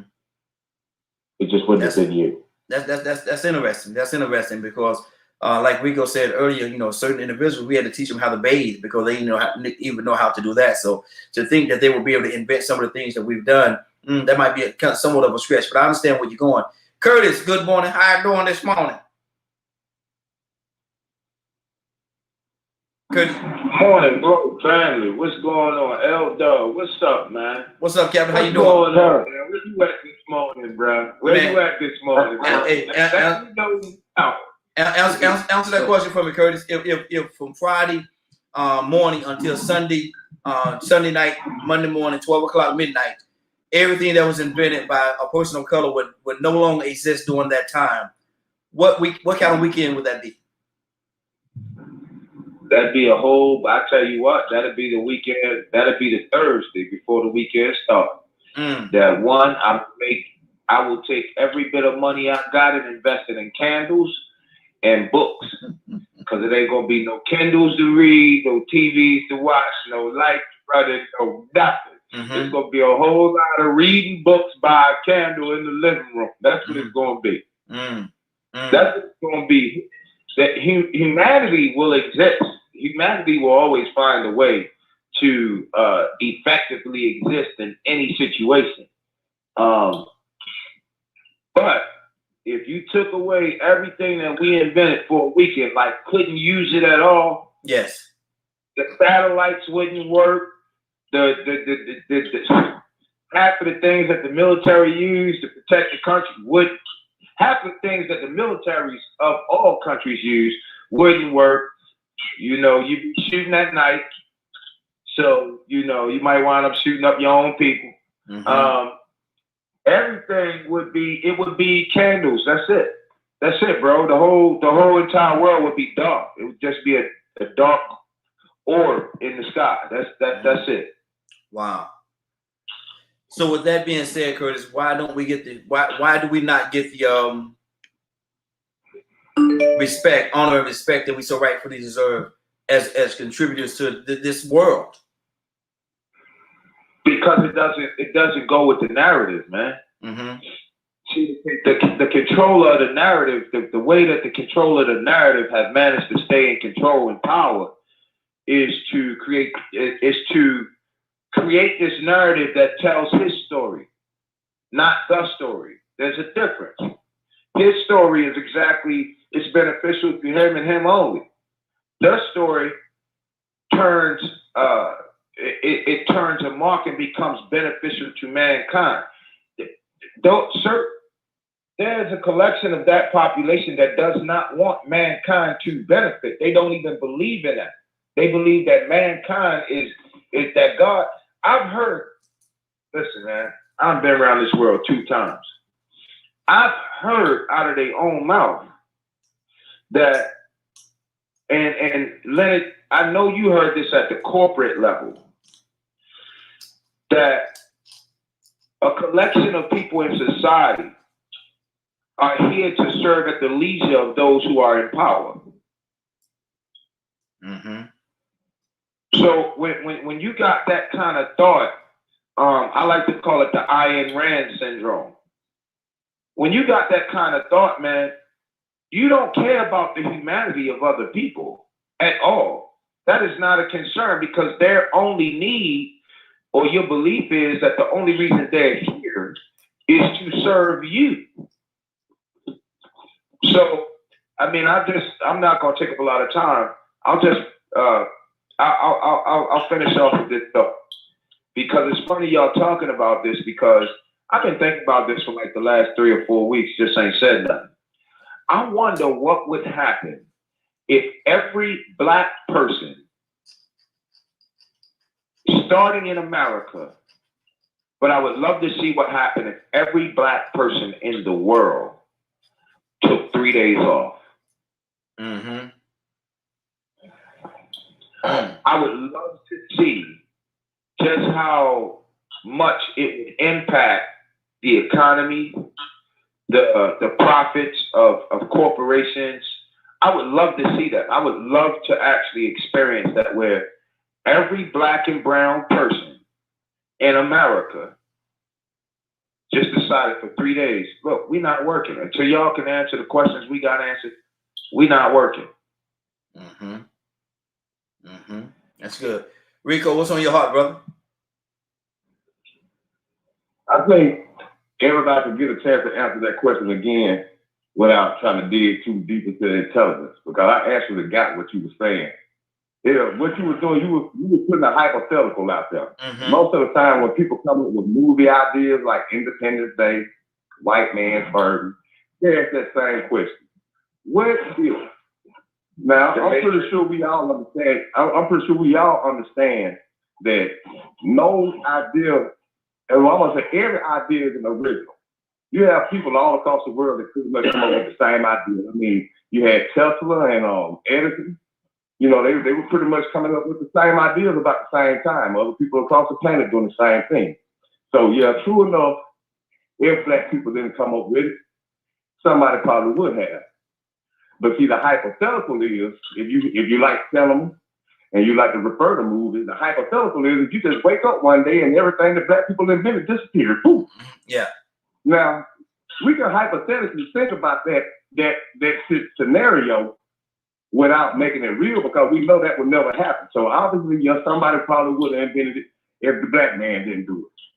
But if it just happened to magically disappear, I mean, what was that Christian movie came out one time where everybody just started disappearing? Left behind. Left behind. You know, now the odds of that happening may be true, it may not be true. But it was a hypothetical. And people were able to look at that hypothetical and say, well, okay, what if that happened? So that's what happened with this court. What if? So now I'm gonna go back to the traffic sign. See, we might look at the traffic sign as something simple because we take it for granted. But the traffic sign, it created structure, organization, and it unconsciously forced courtesy. Now, I know sometimes you probably look at TV and see videos of people in other countries with no traffic lights, cars just getting in where they fit in. And you think to yourself, man, how they do it? I know I've seen something in India and Thailand.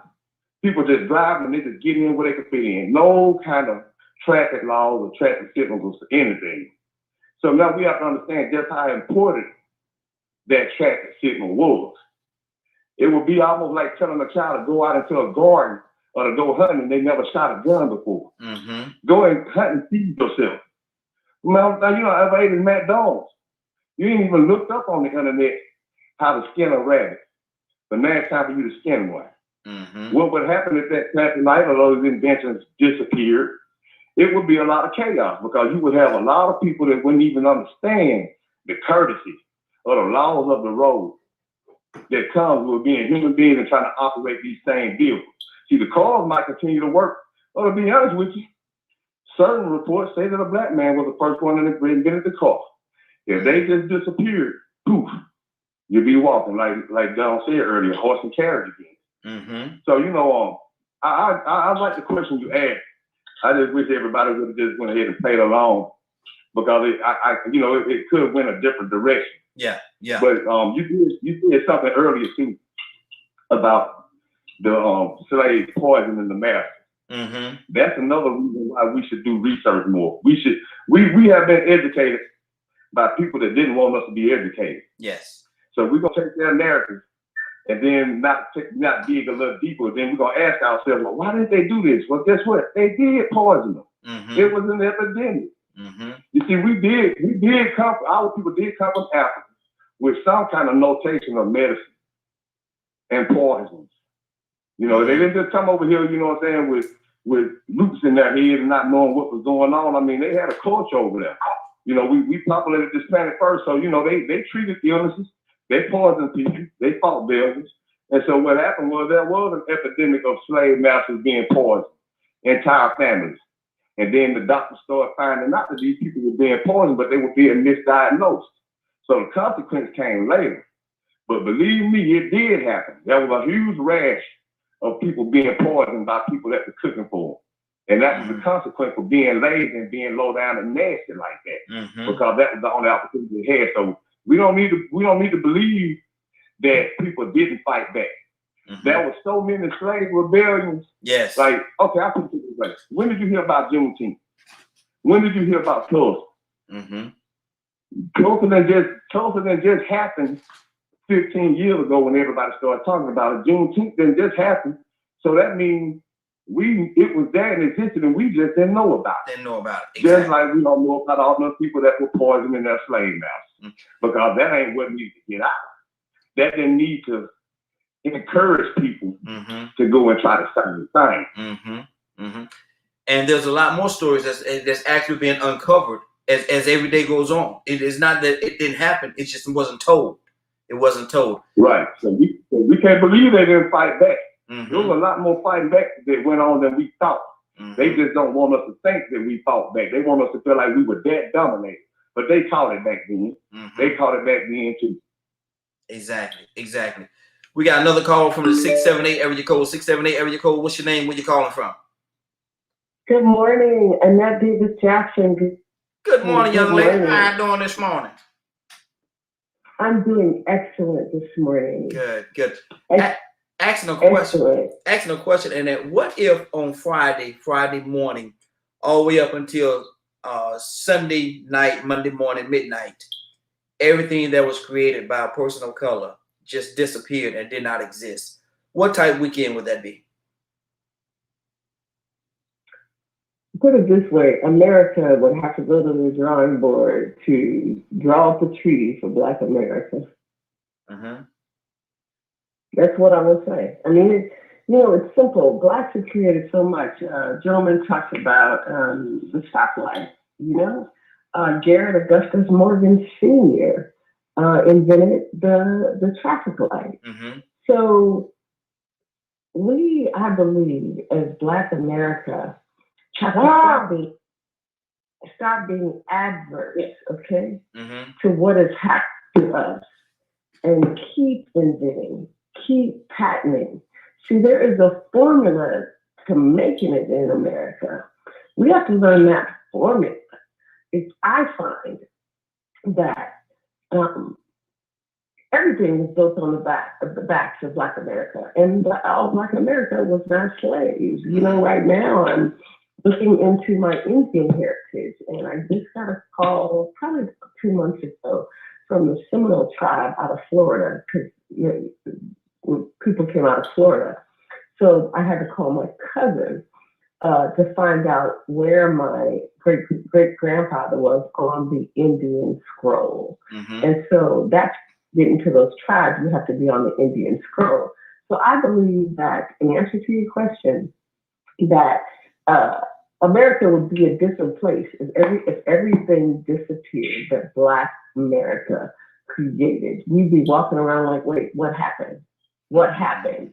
And then someone would have to tell the history that it disappeared because Black America was found to be acknowledged as the dominant majority personnel in the United States of America and around the world. And the bottom line, nobody has to tell us that. You Black men have populated the earth. Come on. That's good. We don't have to do adverse things. We have to get in the game again. Nobody told the gentleman, Garrett Augustus, who created the stoplight, man, he was just probably chilling one day and said, you know what, this is what I gotta do. Nobody told him to do it. And see, a lot of times we want to ask permission to dream, ideas. No, put your word to the test.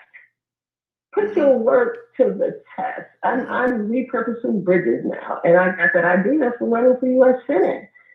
Ideas is what makes the world go round while we're sitting on the couch. That's good.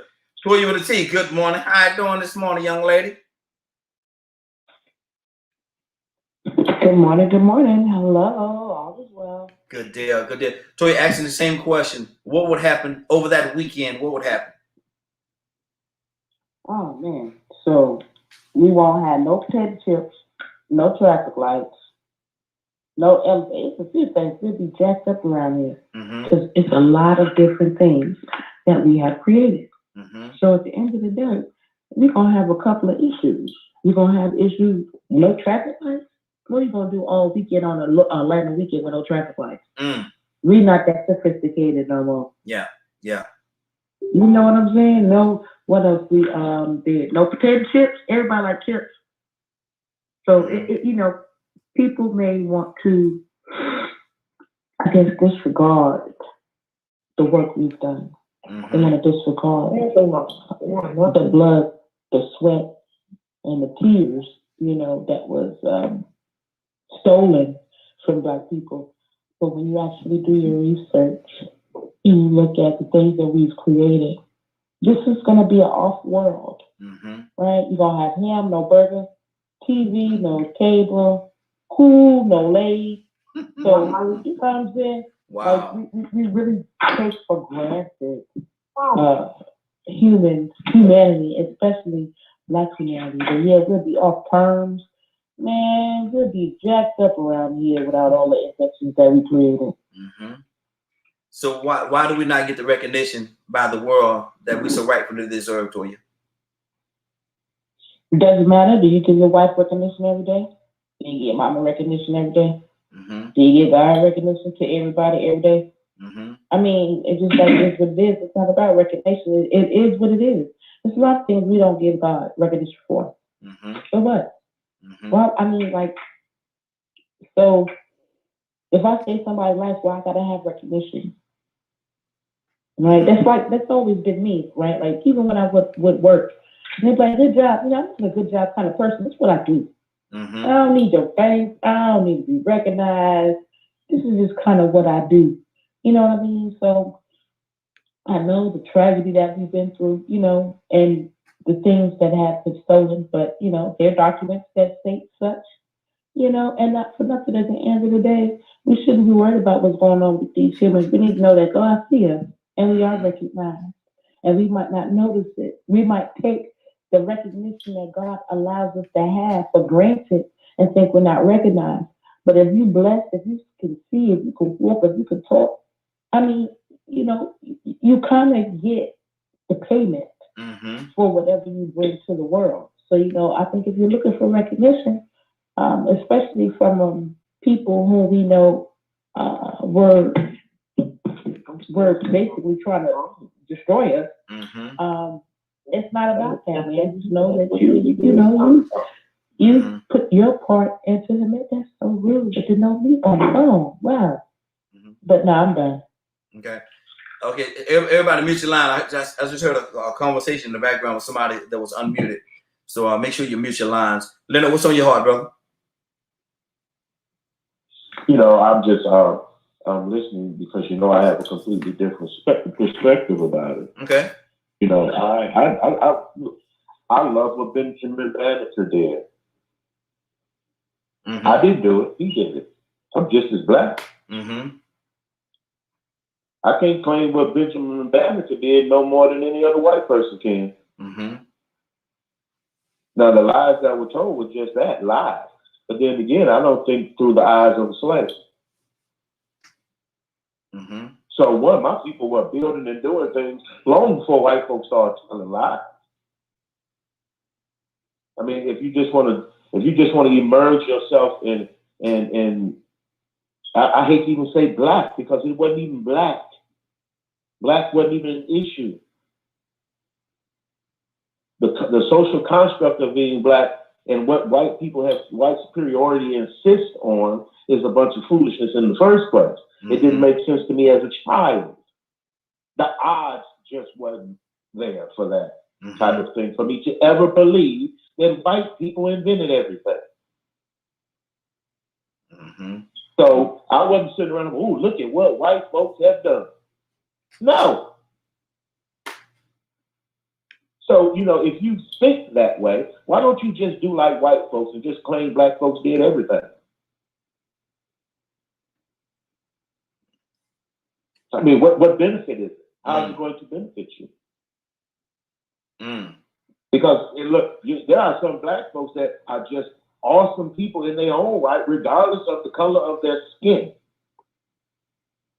I could even think what they think. And so usually when I'm debating this issue with individuals, I say, yes, you're smart. Yes, okay, now you got the recognition. Now explain to me why you couldn't get out of slavery soon. Explain that to me. You were slaves for 400 years. But you want to sit here and talk about the significance of a traffic light. Why wouldn't you invent stuff to kill all the white people? What kind of slave would you? What kind of slave would you have been, Leonard? What kind of slave? What kind of slave would you have been, Leonard? Social construct of race when it comes to our intelligence. Leonard, what kind of slave would you have been? I wouldn't have been. So if you was born, it is my nature to hurt individuals that hurt me. So if you was born back in that era, you would not have been a slave. I would probably be dead. Slave catcher. He'd have been a runaway slave. He'd have been a runaway slave. I can't even imagine being still now today and letting someone dictate anything to me. I don't even do that now. Well, you got to do this. Well, what about your job? You know how many white corporate people I done told can kiss my black behind? Yeah, my name ain't black. Because I don't get down like that.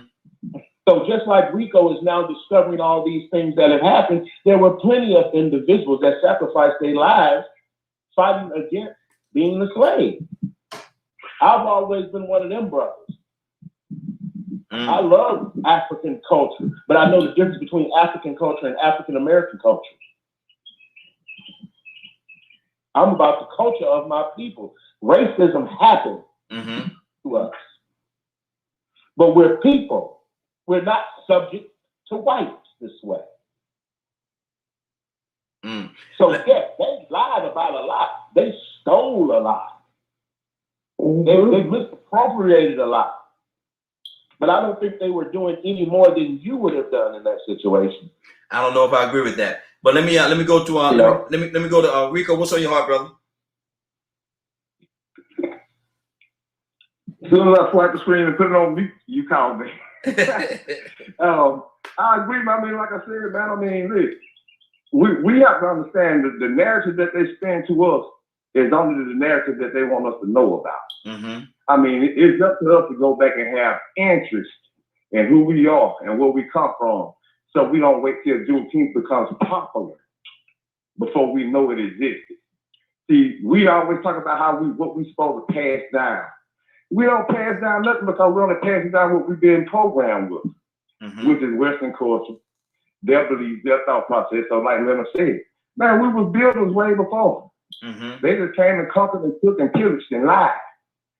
So, you know, I mean, now, like I said, I do go along with the question that you asked because, like I said, that's a great hypothetical. See, what it does, it makes you think. Yes. What all did people invent that we need today that we don't get credit for?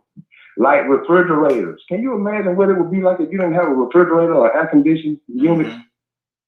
In this weather, I mean, you know, don't get me wrong, we survived without air conditioning in the past, but these babies been born with AC. And we've been addicted to it too. We can't survive. We know we can't survive. You know, so you know, we have to acknowledge where we came from so we can truly know who we are. Then we can truly wake up and do ourselves what we're supposed to be. Then we can truly stop making dumb talking points that have been programmed to us from people that believe in matter. That people that want you to believe that slaves were always docile and they were always too scared to fight back.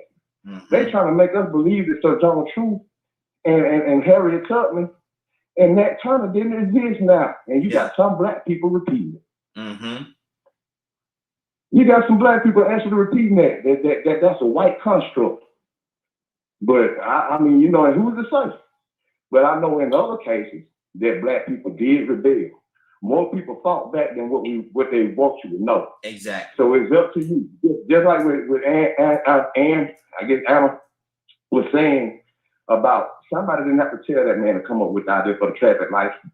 He had an idea, a good idea. and say, you know what, I'm going to take the steps to see this come to fruition. And now it still is now today. And that's what some of those people did back then too. But we have to always remember that people just ain't gonna sit back and put up with that kind of stuff. We are human beings. Exactly. People want to live, and they're gonna find a way somehow or another. But it's up to us to go back and find out on our own just how great we were, instead of just repeating the same narratives over and over again from people that didn't want us to be great. Exactly. Good deal. And that was for your heart. Yeah, but you have to also realize if this narrative keeps being repeated, right? That doesn't mean that we're climbing for a better utopia within Black America and within generations, right? Because I went to just a couple of days ago a voting thing at Ebenezer Baptist Church, and it was the same narrative, right? Against the white folks, against the white man. I said, dang, wait. Nobody's talking about, hey, I got 5 franchises that you can go into business with, and I've got a funder over here, right? And we've already picked the location. See, we need to change the narrative of how we operate today. Okay, we know all that happened. My mother called me and said, Annette, I need you to write a Black history book, right? So she's turning 80 July 5th. I'm going to finish that book by then. But the bottom line is, we gotta have to move forward. Case in point, my uncle, Ted Brown, designed the logo for NASA, okay? He was a graphic artist. He was a graphic artist for NASA, right? And he was in the military too. My mother had 5 brothers and 4 sisters. We're not short of anything, but our narrative is just so negative in the white man, No, NASA hired my uncle to create the logo for NASA. Let's stop playing with this game. We are resilient. We can do anything that we want to do. If we just keep blaming the white man and all this kind of stuff, we're going to be in the same position 500 years from now, 1,000 years from now. No, we need to become the inventors that we know that we are, and keep it moving and convince our young generations to do the same. I got a 21-year-old and a 20-year-old. And I'm like, no, find something to sell. Get in business, right? Become professional. So by the age of 25, that you are that multi-millionaire, right? But if I don't put these, this knowledge into their head, they can't see it, So we have a lot to do with our generations outside of that narrative of all of we just want to be mad at the white man. No, he understands policies, procedures.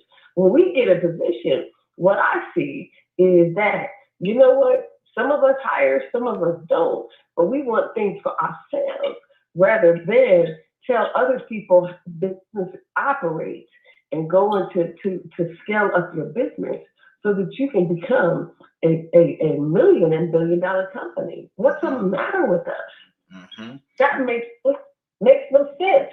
We have to go further with what we're doing now. If the devil said the devil that stole, steal no more, we got to stop anybody from stealing from Black America. Anybody, whoever it is, regarding foreclosures or whatever, hey, go and knock down the doors of the court. That's what we do. Good deal. Kurt, what's on your heart, brother?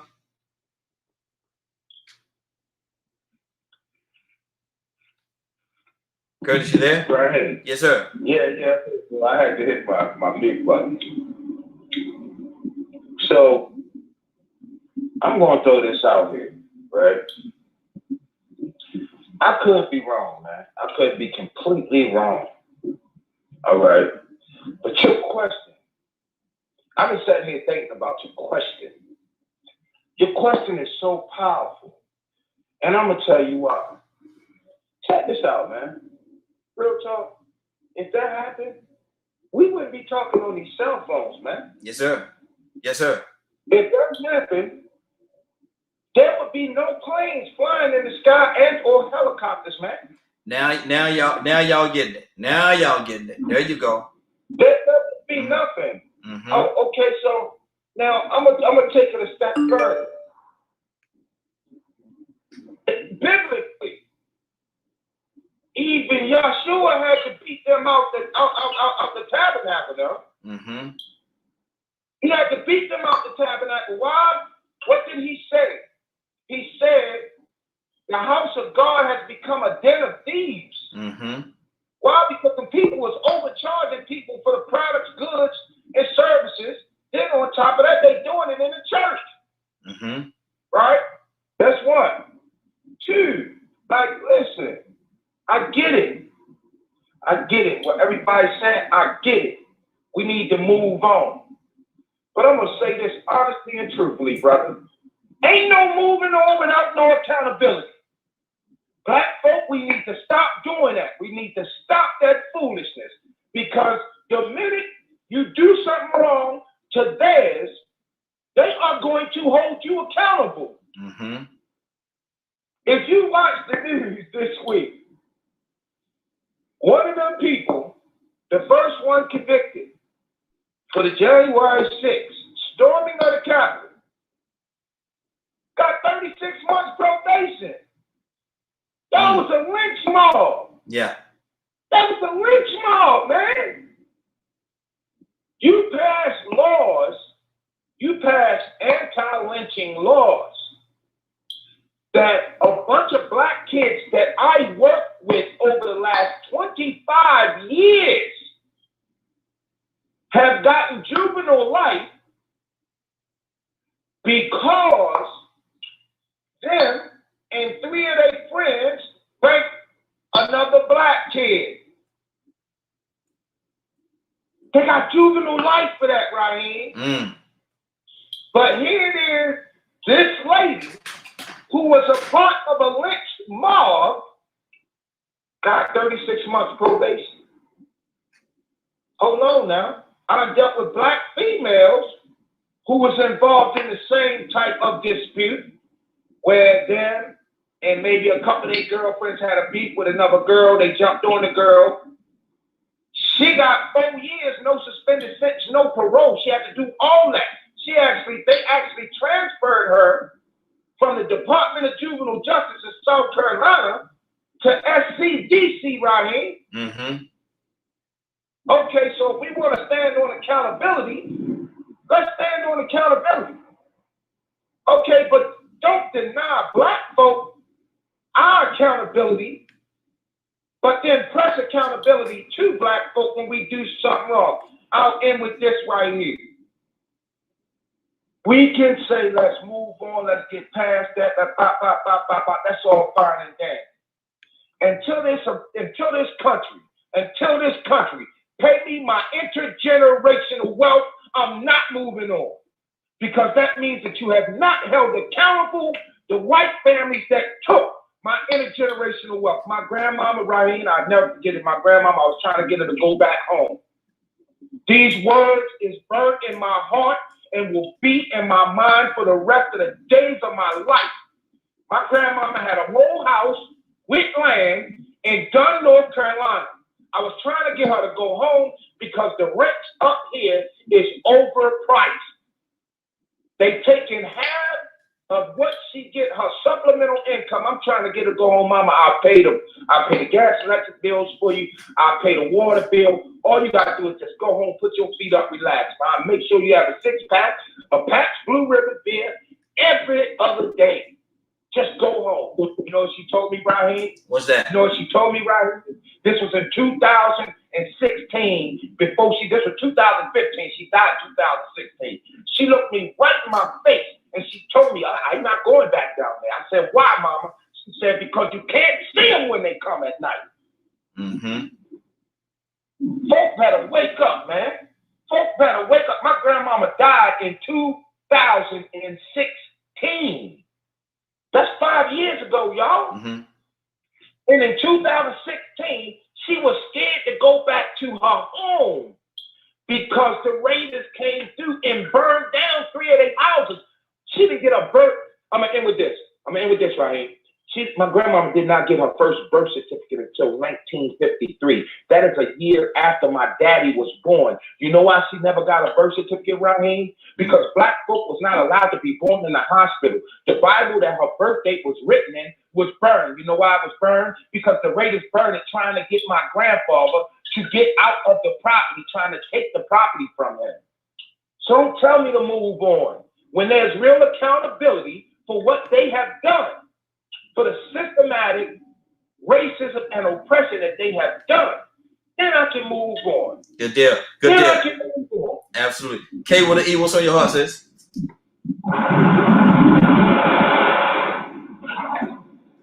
K, you there? You know I'm double muted, trying to get unmuted. Okay. What's on your heart, sis? Talk to me. I'm just listening, Mm-hmm.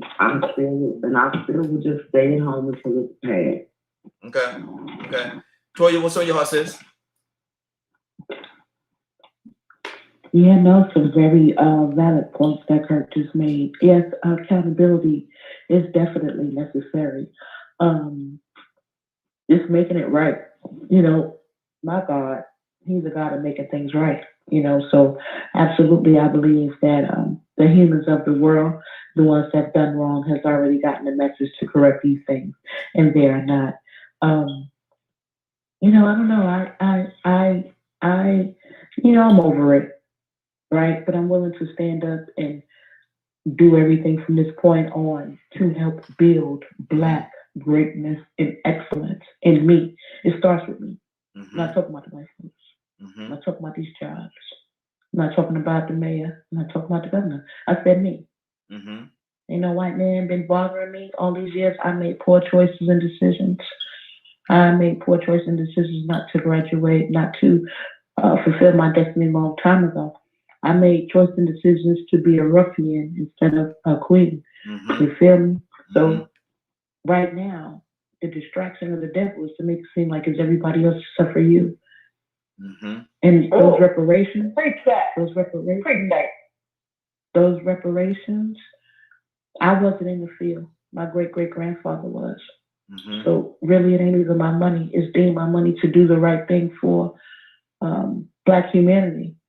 However, I must stop and understand that right now it starts with me, and we don't do that. I must stop right now and say, well, you know what? I'm 44, just got my master's. Why did I do that? I was 24? Because I was deceived, and I didn't want to, and it had nothing to do with no white man. Mm-hmm. It didn't have nothing to do with the systematic oppression. If it did, I consciously made decisions to indulge in that systematic oppression and not break away from it. Mm-hmm. But I'm back on track now, y'all. So I'm back in college getting educated from my people. I'm back on track trying to do the right thing, to stand up and be the epitome. Are you kidding me right now? You got to be kidding me right now. Mm-hmm. Yes, I'm back on track. Mm-hmm. To be the epitome of what we are supposed to be, despite everything we've been through, everything that's been said, and everything we're going through now. I'm finna do the real way. I'm finna be the real Black woman.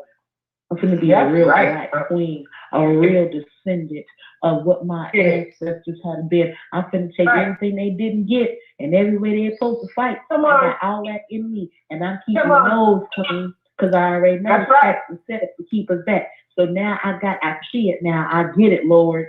I gotta keep my nose clean. I gotta be faithful. I gotta be smart. I gotta be witty, and I gotta depend on my God. All that other stuff we got going on. Until we recognize who we are individually, not our ancestors, not our parents. Talking about everybody right now today, understand who we are as Black people, as individuals, and the power that we have, and do it. We finna be in trouble. Black, look, white folks been fool with us. They sitting back looking crazy. Look at the Black folks. Look at what we did all them years ago. They still carrying on doing it to themselves. Right. And listen here, when they don't do it to themselves, and one of you, Paul or Bob, y'all go ahead and shoot a couple more, and that go put them right back in line. I'm not with that.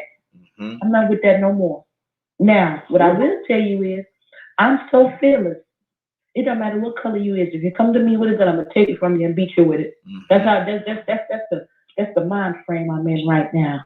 This is my world that God gave me, and I'm gonna do everything I'm supposed to. Now, I'm not gonna try nobody, but what you're not gonna do is you're not gonna come and violate me. I'm gonna take whatever pistol you got, and I'm gonna beat you with it, and I'm gonna go on and drag you down to jail. And that's just my mentality, whether you white, black, Chinese, or whatever. No one has to believe it. Nobody on the station got to believe it. I don't care what you believe. Run up on me, and I'm going to show you that I can tell you. But at this point, I don't care anymore about 30 years ago. Mm-hmm. I'm focused on what I need to do right now for my people, period, point blank. I don't care what you do as a black person. I don't care what they do. I don't care what they ain't. Mm-hmm. What you ain't going to do in front of me is mistreat, misuse, and continue to not do the right thing by us. It's time for accountability, and if no other black people stand up for it, I'm with it, and I'm getting educated to make sure I can handle it. But yeah, we need to go ahead and tighten up for real, because it's all us and not them anymore. Exactly. I'm gonna read this that our public citizen said, and then after that, we're going to go to Donald Toussaint, and we're gonna circle around Leonard. After that, we're gonna go to Leonard. But he said this right here. This is Public Citizen LTD. Reparations is inevitable, in my opinion. But because of the level of racism in this country, it is going to be a while. I see a short-term solution to fix the healthcare, housing, and education system. Question: why are black women the most educated group in the U.S.? That's a good start. Toussaint, you want to address that? Not really, but I'm gonna say something. Mm-hmm.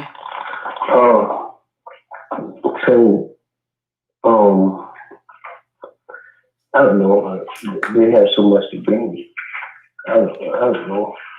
I don't know why we as, let's just say if we're talking about black women versus black men, Mm-hmm. we're the target. You know, we're the target.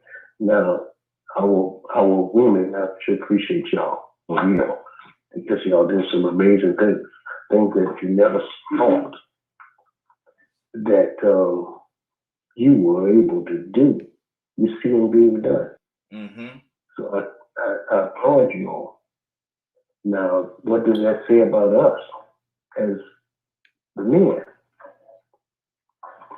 Not very much. Mm-hmm. I'm sorry, I apologize It's for true. saying that, but It's it true. wasn't about very much. Mm-hmm. It says that what we have done is taken a back seat. Mm. Well, for real. Either that, and for real, yeah. That's what it says. And I don't mind. Here's what I do: is mine. I push them. I don't mind you being upfront for even us to advance. Yeah, that's what I do with mine. Mm-hmm. You may see them doing something. Their name may be on it, but I bet you believe that I got hand in it somewhere, because they were more likely. You see now our women supporting each other now. You see that people are opening doors for our women now. So what I do is I push mine to the forefront. That's what I do. Mm-hmm. Mm-hmm. Now, if she comes up, I best believe I'm coming up too. Mm-hmm. I don't have to have a name, a title, or position. I don't need that. Let her have it. Mm-hmm. Because the doors are being opened for them. And I'm glad to see it. Yeah. Yeah. Because us, and I'm not down brothers, love them to death. I support them too. Mm-hmm. Because they're doing something. But my problem is the ones that's not. Come on. That's my issue. Mm-hmm. The ones that they run their mouth about doing stuff, but when it really comes to it, they're the hands that are being used to bring each other down. Mm-hmm.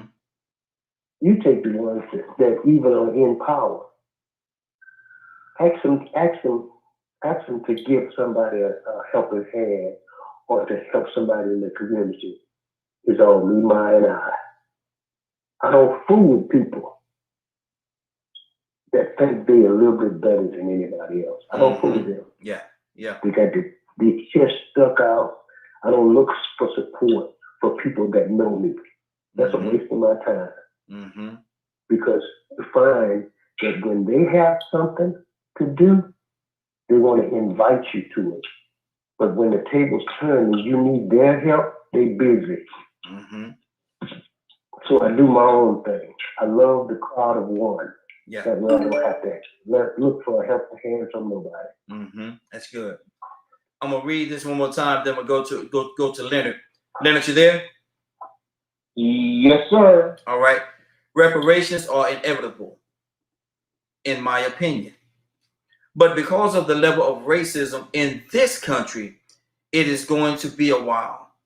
I see a short-term solution to be fixed: the healthcare, housing, and education system. Question: why a Black woman, the most educated group in the U.S.? That's a good start. And that's Public Citizen LTD. I know you always like when he posts stuff. So what's on your heart about this post? Extremely rational post. Reparations and racism is two different things. He said exactly the reason why Black women are the most educated is because, very simple fact, is because when they set out to choose what they could do different in their lives to bring them out of a certain situation or to keep themselves from being trapped in a situation, they came to the same conclusion. Lack of education is tied to poverty.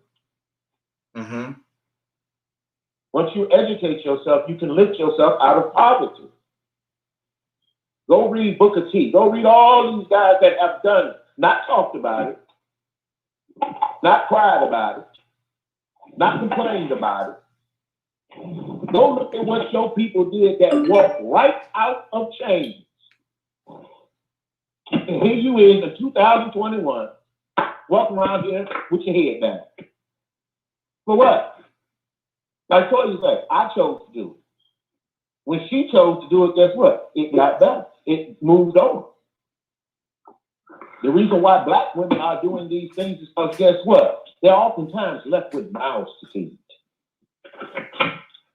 You can't talk about Sojourner Truth and don't talk about how this woman was an anti-slavery individual.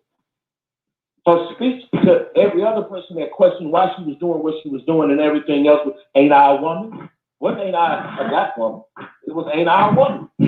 Everybody mute your line. We got some background noise going on. Everybody mute your line for me. Her thing was, don't I deserve that? So one, I can't live my life. Think about it. If I spend my life crying about what happened to you, how good does that do me? I'm one of those type of people, yes, love and respect Moses, but give Yahshua his due. You can keep Moses, you can love Moses and everything. I know he gave you the law. I know he did this, but I come to free you indeed. And those are the things that we have to understand.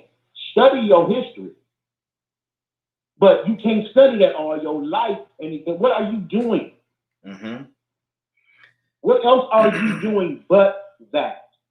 Or have you just got to the point where you know what? We just might as well do what these white folks say. We just might as well go along with the program. See, I don't know about a lot of you all. Maybe y'all used to living on y'all knees. But maybe y'all feel bad about some of the things that you've done in the past and all these types of things or what have you. I've been fighting like this since I was a little boy. But my thing is this right here, and I understand what you're saying, but my thing is this right here too. Just as you have to do something, and that's absolutely true. You have to do something. If you don't, you're spinning your wheels, you're doing nothing. But my thing is, I still want to acknowledge. I still have to acknowledge what was happening and what went on and how it went on. I have to acknowledge and understand that. Otherwise, I'm going to run in that same ditch that they fell into. And now we both sitting in that ditch together. That don't make no sense to me. Go ahead. What you say? Yeah, add this to the conversation we had about June 19th. Why not recognize June the 19th? I understand what you're saying. That was just another story of black people treated poorly in Galveston, Texas. Yes, very poorly. But my thing is, if I don't acknowledge it, celebrate their knowing. So is it better to acknowledge it or better to not know it at all? I'd rather know it. I'd rather know it, acknowledge it, and then now I know how to govern myself when I move forward. So again, I'm not stuck in that same page. I'm not going to be sitting at the table with people that's discovering brand new things in history. Because some of my people still not free. I got a couple of the calls. I want to go to those calls, but I would be at that table, but I would get up from that table and I would go out and do something with what I gathered from that table. Thank you. So yeah, I would be at the table. Let's read a history book, go somewhere and figure out how to make things better today. Okay, that's good. Let me go to, we got a couple other callers here. Bishop, I think Bishop is with us, and Cassandra coming to you next. Bishop, what's on your heart, brother? And good morning to you. Leonard just said a mouthful. And I was enjoying his comment. And then, you came back with your response. So I'm just listening, man. And you guys, you got certain points that you're making, and we want people to hear, know, and understand. I don't just say that the black women are smarter. They put forth effort, but they want to keep the black man down. I'm just telling you straight up how it looks and how it is. So therefore, the black women have to educate themselves. They have to put themselves in a place or position so they can move forward. Leonard said, yeah, these women turn around here, they got mouths to feed because most of these guys have walked away because they've given us hope. And if we really look at it in respect, the black man is really giving up hope because they know it's already hard for him. They want to incarcerate us, and that's our new form of slavery. And they make money off of us in the jail system or through the prison system. So yes, women get out there, and I'm proud of them. I'm proud of where they are and proud of how they stand. But I'm not going to put the black man in the back, say he ain't hitting on nothing. I'm not going to do that. But what we have to do, we have to continue to fight. We have to continue to let our voice be heard. We have to continue to demonstrate. We're not going to sit back and yes, you did this to our forefathers, but you gave reparation to the Jews, and you still giving reparation to them, but you don't want to give anything to the black man or to the black because they don't deserve it. We deserve what anybody else gets. We're entitled to this level of freedom, and we are entitled to our pie in the sky. I don't want to wait and die and get to heaven and say, hey man, I'm now walking on the golden road. I want to be able to walk on the golden road while I'm living here, while breath is running here, blood running on my veins. So we want to see, and I know you got somebody on the phone and somebody else want to talk. I'm going to say this. I was talking to a guy yesterday, and he was with one of the politicians, and the politicians asked him a question about something. Now, he had been complaining all the while. And when he was confronted with the issue, his tail went between his legs. And everything was great. So when I thought, I'm like, man, why didn't you tell the man straight up the truth? Well, people were standing around. That's when the time to say it. This is why we can't get nowhere, because you're scared to say something to the man, because you don't want him or them around you to look at you like you're a dumb something. But you had a very valid argument, and you should have pointed the argument at that very moment. I don't touch no tail between no legs. Me and Leonard, man, we came off the same tree. We gonna tell it like it is. And I love the Cassandra is the same way, and I love the Toya is the same way. We ain't gonna sit back and let y'all do us any kind of way and talk to us any kind of way because Yaza, and them Yaza days are over. So I love your show, bro. I'm gonna tell you right here, bro. You come up with some topics, bro. I love it. I cannot argue with you, but give God the glory because He put these in your head. Yes, sir. But you generate things within us to make people aware. Let's wake up, let's unite, let's stand, and let's continue to fight because the fight is not over. We're still fighting. That's good. That's good. Cassandra, good morning. How you doing this morning? Good morning. How are you? Hey, doing well, doing well. Sis, what's on your heart? You've been listening to this conversation. You know where we are right now. So what's on your heart? I really am not aware of the full conversation. I just came on a few, so I don't know exactly what you're talking about. I'm gonna read this to you. Public citizen said, and I want to let you comment from that point. He said reparations are inevitable, in my opinion. But because of the level of racism in this country, it is going to be a while. I see the short-term solution to be fix the healthcare, housing, and education system. Question: why are Black women the most educated group in the U.S.? That's a good start. What do you say to that? I think that is true. Okay, I'm gonna say this. I'm gonna try to make this really short. The people have complained about the 1,400, the 600, the housing that they've been giving people since the pandemic. All of the little things that have put money into the Black community, you have people complaining about it.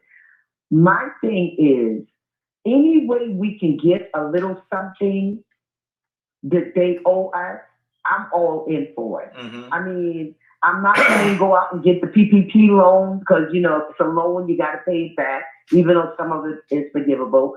But every little bit that the government is actually giving people to put into their families, why are we complaining about that? What is the problem with that? Mm-hmm. Because to me, we are owed that.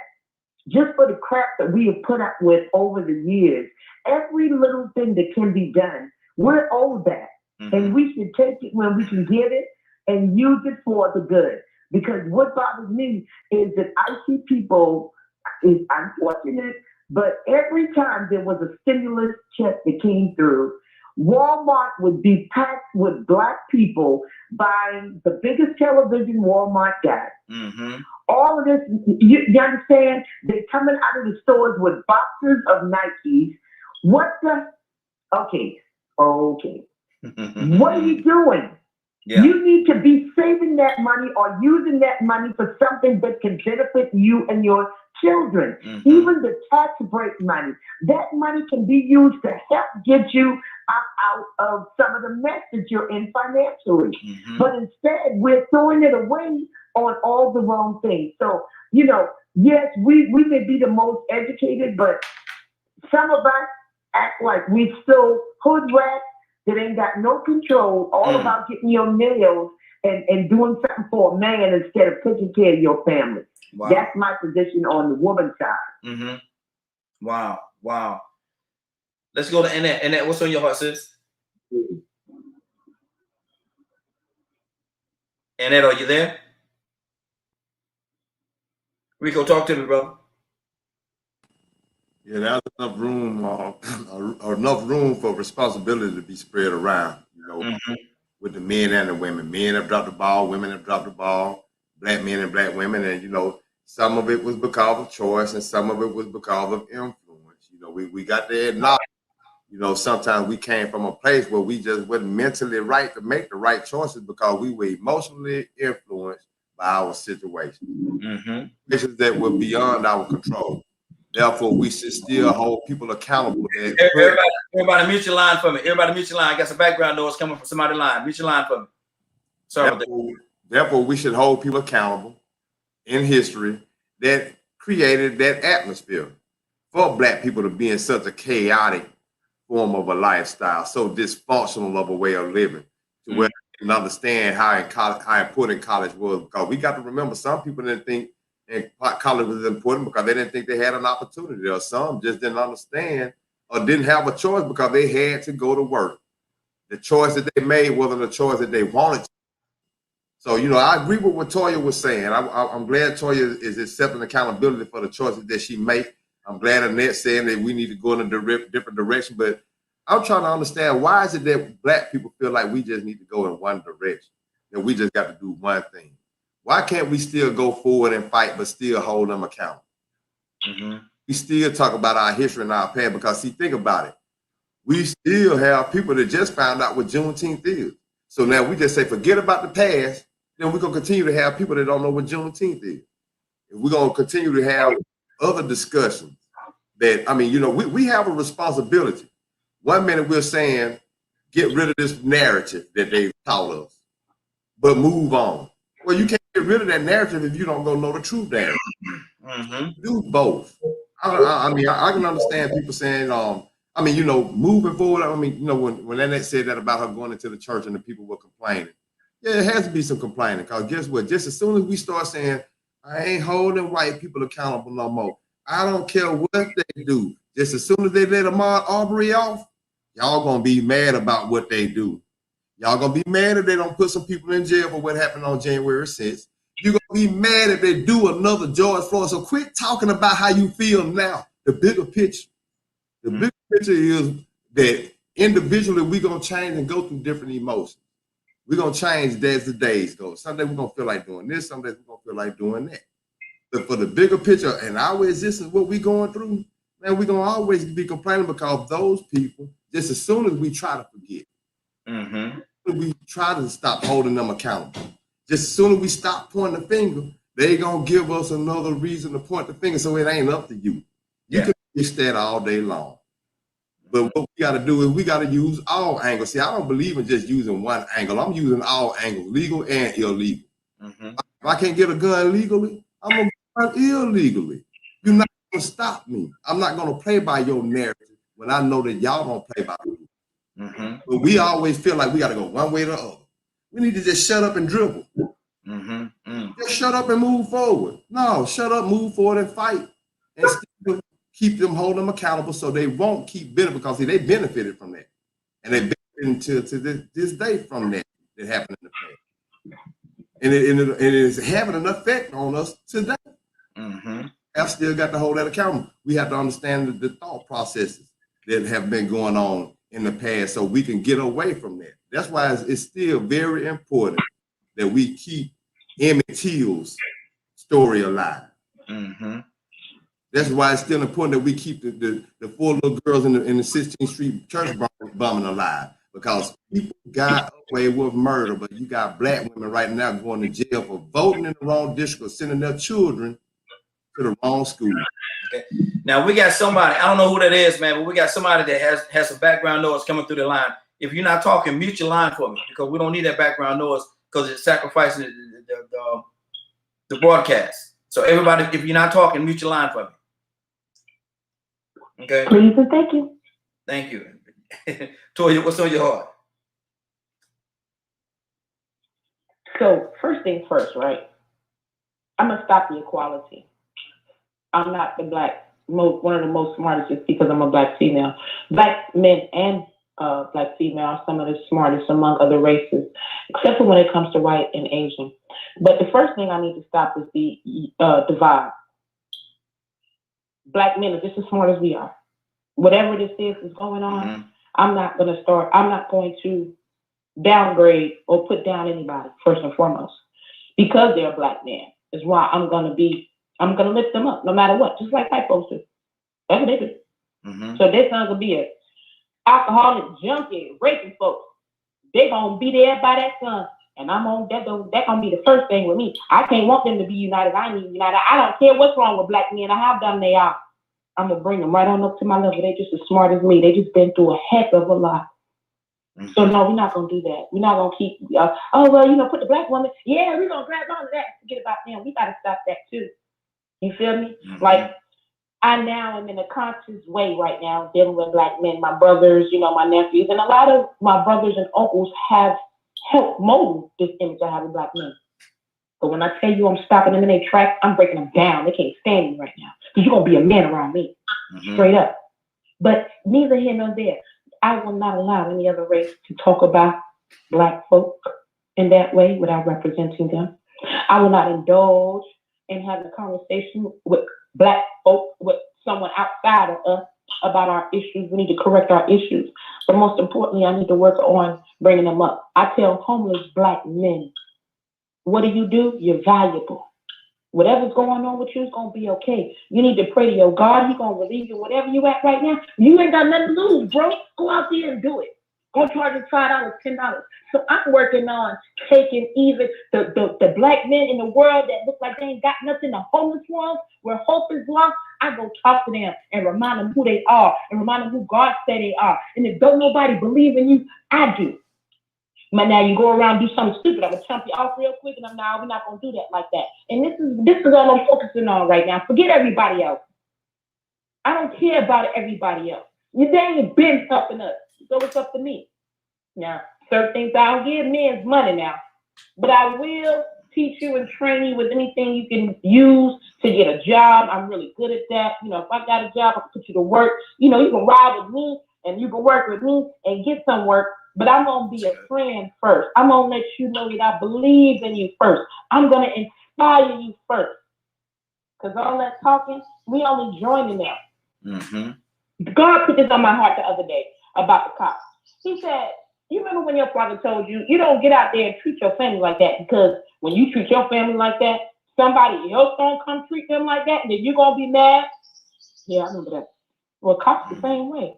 Y'all talk about beating your own kids. You talk about, oh, I brought you in here, I take you out. So that means just because they're your kid, you get to kill them? And then when he talked to me like that, it kind of made me think about all the distorted things I put in my head that is not of him that I do. And then it's like it's cool, but it's not. Abuse is not okay, whether it's the cop or the parent. Mm-hmm. Murder is not okay. Mm-hmm. You know what I mean? Stealing is not okay. Wiping a whole race out, stealing everything they ever made and created and lying, that is not okay. So first, for Black people, it's going to take for us first to inspire from within. Hard time, put them in the closet and feed them applesauce through a straw if they don't get it right. But we're going to have to start doing something with our own and forget everybody else. Exactly. Rico, read this here for me, brother. To Rico's point, we all have to move forward, but not forget the past. It's really hard to do. It relates to this big controversy between critical race theory and the 1619 Project, which frames history in the view of racism, and Trump's 1776 curriculum, which seems to downplay it. I have heard many Black people say that the constant focus on the most painful aspects of Black history is bad for Black kids. I think there is some truth to that.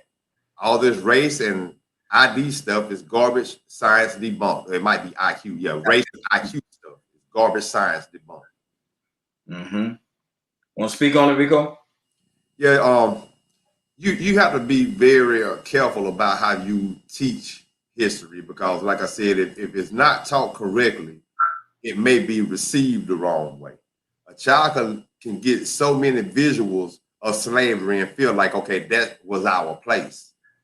So you have to make sure you tell them or inform them while they're being taught these or viewing these lessons that was right, that was savage, that was demonic. Whatever negative you could put on that to let them know that was completely dysfunctional, abnormal, and unacceptable.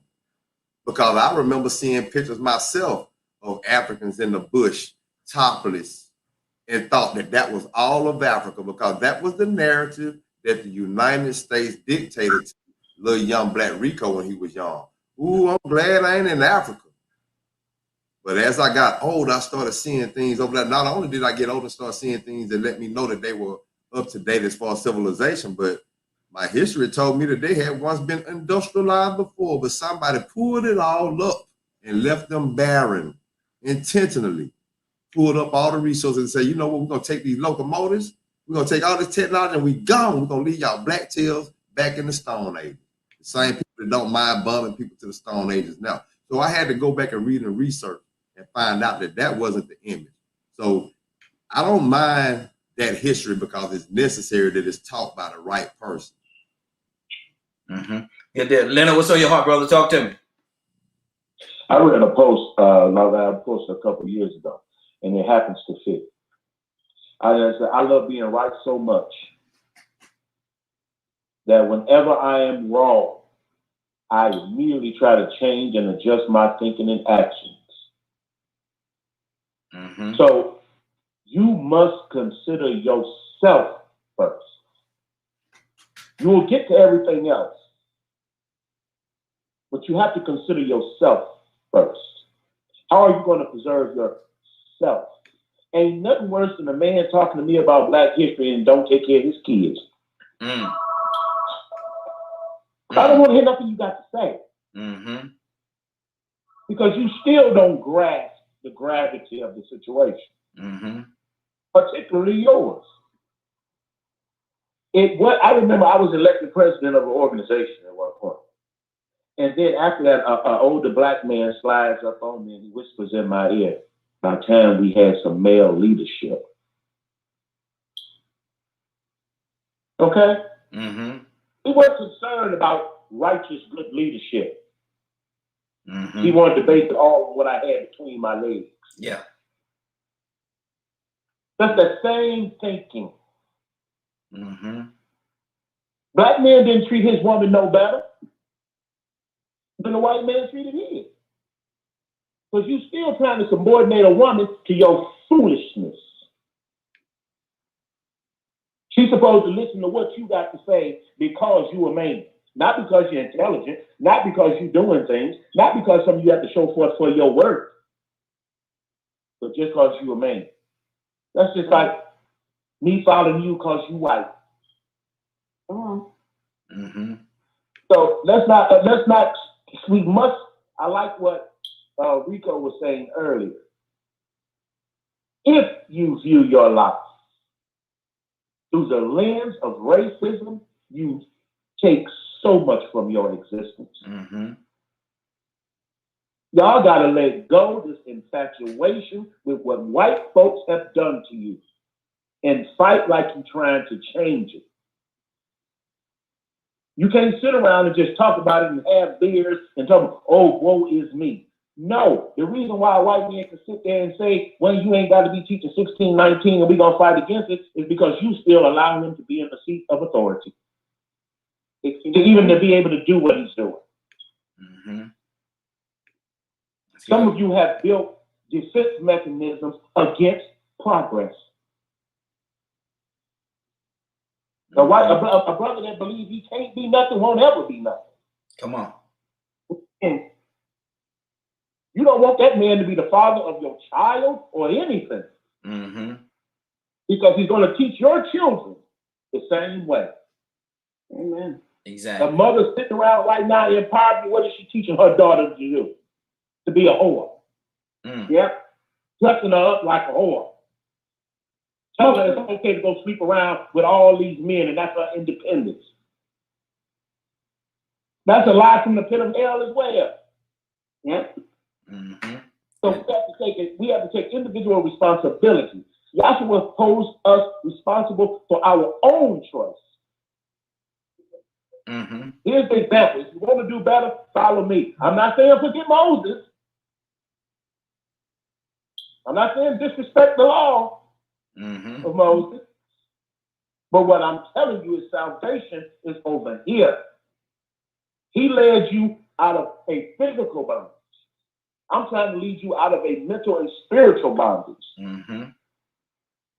Y'all gotta let it go and go forward. Guess how much more powerful you will be to defeat racism if you quit subjecting yourself to it. Quit telling their stories. Quit idolizing them and making them seem as if they so right because they white. Y'all have been doing this since you walked across those chains. Wow. Cassandra, what's on your heart?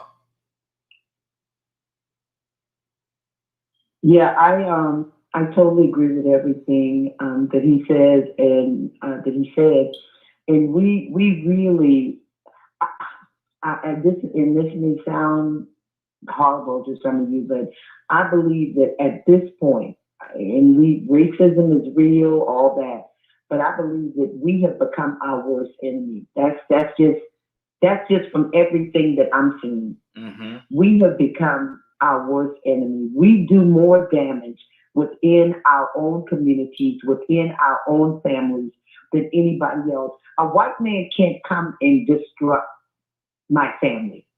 He can't do that. You understand what I'm saying? He just can't. A white man can't come in my neighborhood and cause damage or hurt somebody because he's going to be the one to get hurt. But we're doing it at a rate that is alarming. Now we have people looking at our communities like, see, This is why I've been telling y'all all along, these people are savages.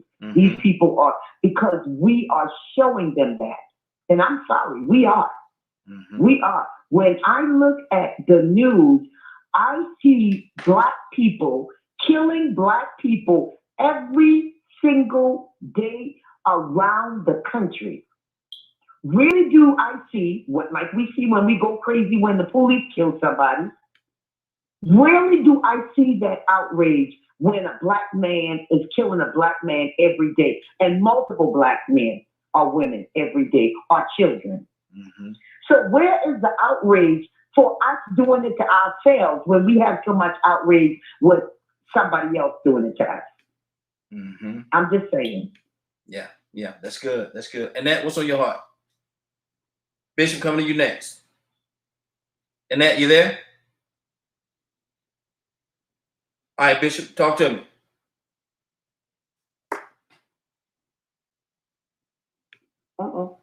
Bishop?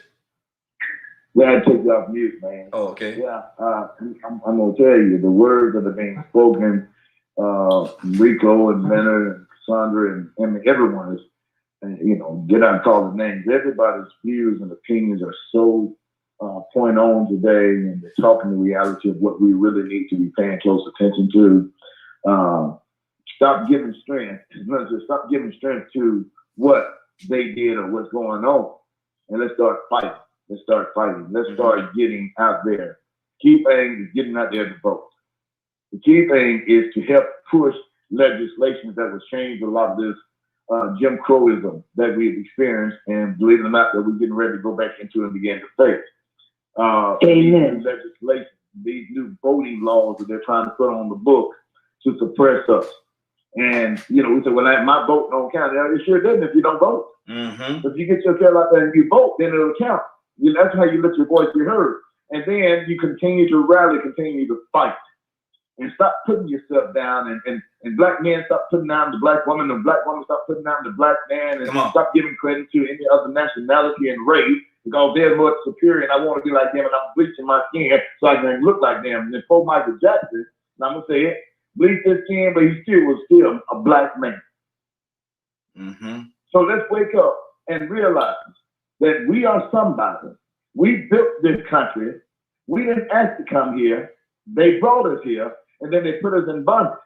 And believe it or not, we're still in bondage in our own mind because we limit our own strength and inner abilities. So it's time to wake up and smell the coffee. And I'm not talking about folding. And realize we got a job to do. And if we don't do it, then we messing our own self up. Y'all continue to talk. Y'all continue to cry loud. Good deal. Curtis, what's going on? Rico, come to you next. I'm listening to everybody talk. I can agree on most things. So I just break it down like this. One, y'all get a chance. Y'all need to read the play The Meeting by Jeff Stetson. That's number one. Read that play from the beginning to the end. That's number one. Because everything that we just talked about, if you have any questions and or reservations, hesitations, whatever, or questions and thought, it is right there in Jeff Stetson's play The Meeting. That's number one. Number two, I just think that as people, we have to learn to think psychologically. Everything that we just discussed in opinions is all gathered in one writing, and it's called the Willie Lynch Letter. And last but not least, if you read the Willie Lynch Letter, if you connect the Willie Lynch Letter to what we're talking about, you'll gain a greater understanding as to why a larger percentage of Black women are being educated as opposed to a large percentage of Black men. I have seen with my own eyes, Raheem, where a Black male was denied access to a Pell Grant because he had charges, but the Black female was given the Pell Grant, and she had even her rap sheet was worse than his. At some point, instead of going with the status quo, sometimes we'll go with the status quo in the narrative that Black men are shiftless and don't want to do nothing. And I'm not saying this towards anybody on this panel or on this radio. I'm just speaking a thought, a fact that I hear in my travels every day. The Black men are shiftless. We don't want to do nothing. We lazy, this, that, and the third. Well, when you say Black men are shiftless, lazy, this, that, and the third, we don't want to do nothing, am I supposed to tie myself into that? Because I work hard every day. I work hard every day. I speak up every day. I work with a population that nobody wants to work with every single day. So I look at things. I look at things from a cause and effect perspective. We got ghettos and Black communities and ghetto mindsets and Black communities because the truth be told, redlining was designed that way. It was designed that way to create ghettos, ignorant Black folk. It was designed that way. And we can't, it didn't work because we the proof of what's working. We the proof. I mean, you can see that the control of the narrative actually gains a way to control the mind. Just take this, and I'll end with this. Just take the fact that just 2 years ago, when we talked about being a people of a woke nature, it was looked at positively. And within the last 8 months, being woke has been a push to take control of the narrative of being woke, a woke person, as if it's something negative and or something bad. That's the power of the narrative, man. So I get what everybody's saying, but I'm just saying, sit down and realistically read the Willie Lynch letter. I hope you can get past page 4 without having to put it down and shedding some tears. I really do. I hope you can get past page 4. Good deal. Rico, what's on your heart, brother? I like what Cassandra said earlier about our community doing more damage to ourselves, internal damage. And that's a very dysfunctional behavior. And what's even more sad about that is that some people that's doing the damage don't realize it. Doing it unconsciously. That's why it's important for you to actually sometimes sit down and go back through history to get people to understand the actions that they are taking, what they really accomplish, what the results really are, who they really affect. And sometimes we do because we embrace cultures and we have embraced a culture that didn't belong to us. It becomes a norm. It's very important that we stay on top of our history and our past. If this isn't just for race, but this is for anybody that's been sexually abused, mentally abused, beaten up, bullied, or whatever. If you hang on to your trauma and it keeps you stuck in a dark place, let it go. If your trauma motivates you, if you could go back and listen to the history of slavery and find out about all this injustice that was done and it motivates you to be better and to teach your people, hang on to it. See, I said this earlier. Some of this advice we hear, I'm gonna put it this way. Everybody was right. Everybody was right on this panel. We should let it go, and then we should also hold on to it. We should move forward, but we should also stop and pay attention to what's going on so we can recognize what the real picture is and get a true picture of the reality. So it all applies. Nobody is right or wrong. I say this once again. There is no one way. Always. Because the situation we are in didn't just get accomplished by one means. It was accomplished by numerous means. Numerous means we got to respect the fact that all Black men are shiftless. Some have been targeted intentionally.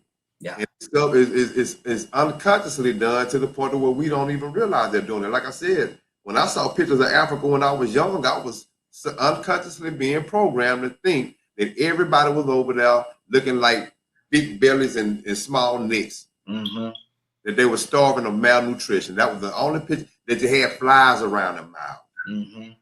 That was the picture that they put out of Africans in the 70s and 80s. You had to go do a whole lot more studying to understand and realize that it was much bigger than that, much more richer than that. So, I mean, you know, we have to understand that these situations that some black men and black women are in, they fell victims to a trap that was intended for them to fall victim to it. And we just can't sit back and point the fingers at them for not understanding or having the hope or the motivation to get out of that situation. Exactly. We have us a good old boy system. Good deal. And value each other more and understand that there are so many traps that each person could have fell into that when we see this person, they probably fell into that trap. They probably got depressed. They probably lost hope. But we understand where we came from. Exactly. And that you back with us? What's on your heart? Real quickly, sis, we got to get out of here. And that you there? Okay, I think we might have lost her again. Who are you talking to? Are you talking to Annette Davis Jackson? You ain't number one Annette on the line now. I've been on the line. You've been going to the men. No, no. And listen. And that, listen, you're not listening. I came to you 2 times. You didn't say nothing. I came to you twice. Right now, doing the bidding of Rico, do you remember me going to her twice? Okay. Do you remember me going to her twice, Rico? Yeah, he came to you twice. And you didn't say a word. You know, I thought you had hung up. All I can say is thank you. Thank you for continuing to bring about conversation. The conversation brings about revelation. Revelation brings about action. And action should bring about that change that we want to see by putting boots on the ground, right? So let's put some boots on the ground in all these particular areas, because you know what? No one's going to give you anything. My father always said, nobody has to have consideration for you for anything. You want to start something. My father started his real estate over to 20. And even though he's passed away, my brother and I have our multimillionaires in land because we left everything free and clear. So whatever your families and generations, if they had houses, go back and get them. Go back and do the research. You know what? Black America has to stop using their mouths for no purpose. And that's what I will say. Exactly. We're going to get out of here. Anybody have anything before we get out of here? You did not get a chance to hear the show in its entirety. You can log on to www.dkmmediagroup.com at 3 o'clock Eastern tonight. Exactly. Now watch this. I'm going to try and go to Annette one more time. Annette, can you hear me? Yes, I can. And again, she don't hear me. God almighty. And I heard you. Okay, pray us out, sis. Heavenly Father, you know, we just thank you. And first of all, we just thank you for the men. We thank you for these amazing men, these giants of men. And I'll say to the men more importantly, you know what? Let us do our work. Even if they're not your sons and not your daughters, let's make sure that we fortify. Let's make sure that we fortify. Let's make sure that we fortify in Jesus' name. All our men, all our women, all of everything that we do. Because we are a resilient people. If we were the inventors of all America and all the world, why can't we still be this special today? And it's given us the word of God, and things the things of God. The word Ecclesiastes says, fear God and keep his commandments. Men, fear God, keep his commandments so that we can go on to protect our generations in Jesus' name. Amen. Amen. Let me see. We got another. Let me see what they say there, Rico. Public citizen. These topics are heavy and make me emotional, but I appreciate these conversations. Please don't get too emotional. We don't need no crying. Exactly. Yes. Well, Rico, as much as you get emotional, please, man. I mean, that's just the voice, you know what I'm saying? Well, yeah, I will get emotional. Listen, go ahead, sis. No, I'm saying you think it's emotional, you know? And I love to see an emotional man. I do. With strength. I do. Just long as our hands don't stop staying. There you go. Listen, we're about to get out of here. It's 10:07, man. I want to thank everybody for joining us. More than that, I want to thank you for allowing DKM Media Group and Associates and the Morning Globe for being a part of your morning. It is 10:07. You're about to exit the Morning Globe. But before you go, I want you to do me 2 favors, if you will. One, I want you to continue to pray for us because we're certainly praying for each and every one of you. Number 2, why this is real simple. I want you to go out there, find somebody and give them a hug, because you never know. It could be the only hug that they get, or it could very well be their last. Love you, and ain't nothing you can do about it. Have a great day and a better tomorrow. That we shine some of this light in you from the morning glow. Take it out there into this wicked and cruel world that we live in, and let your light so shine. If you have an opportunity, give somebody some love today. You just might find some love in return. Won't that be a beautiful thing? Y'all take care of each other. Love you and be kind. Have a great weekend.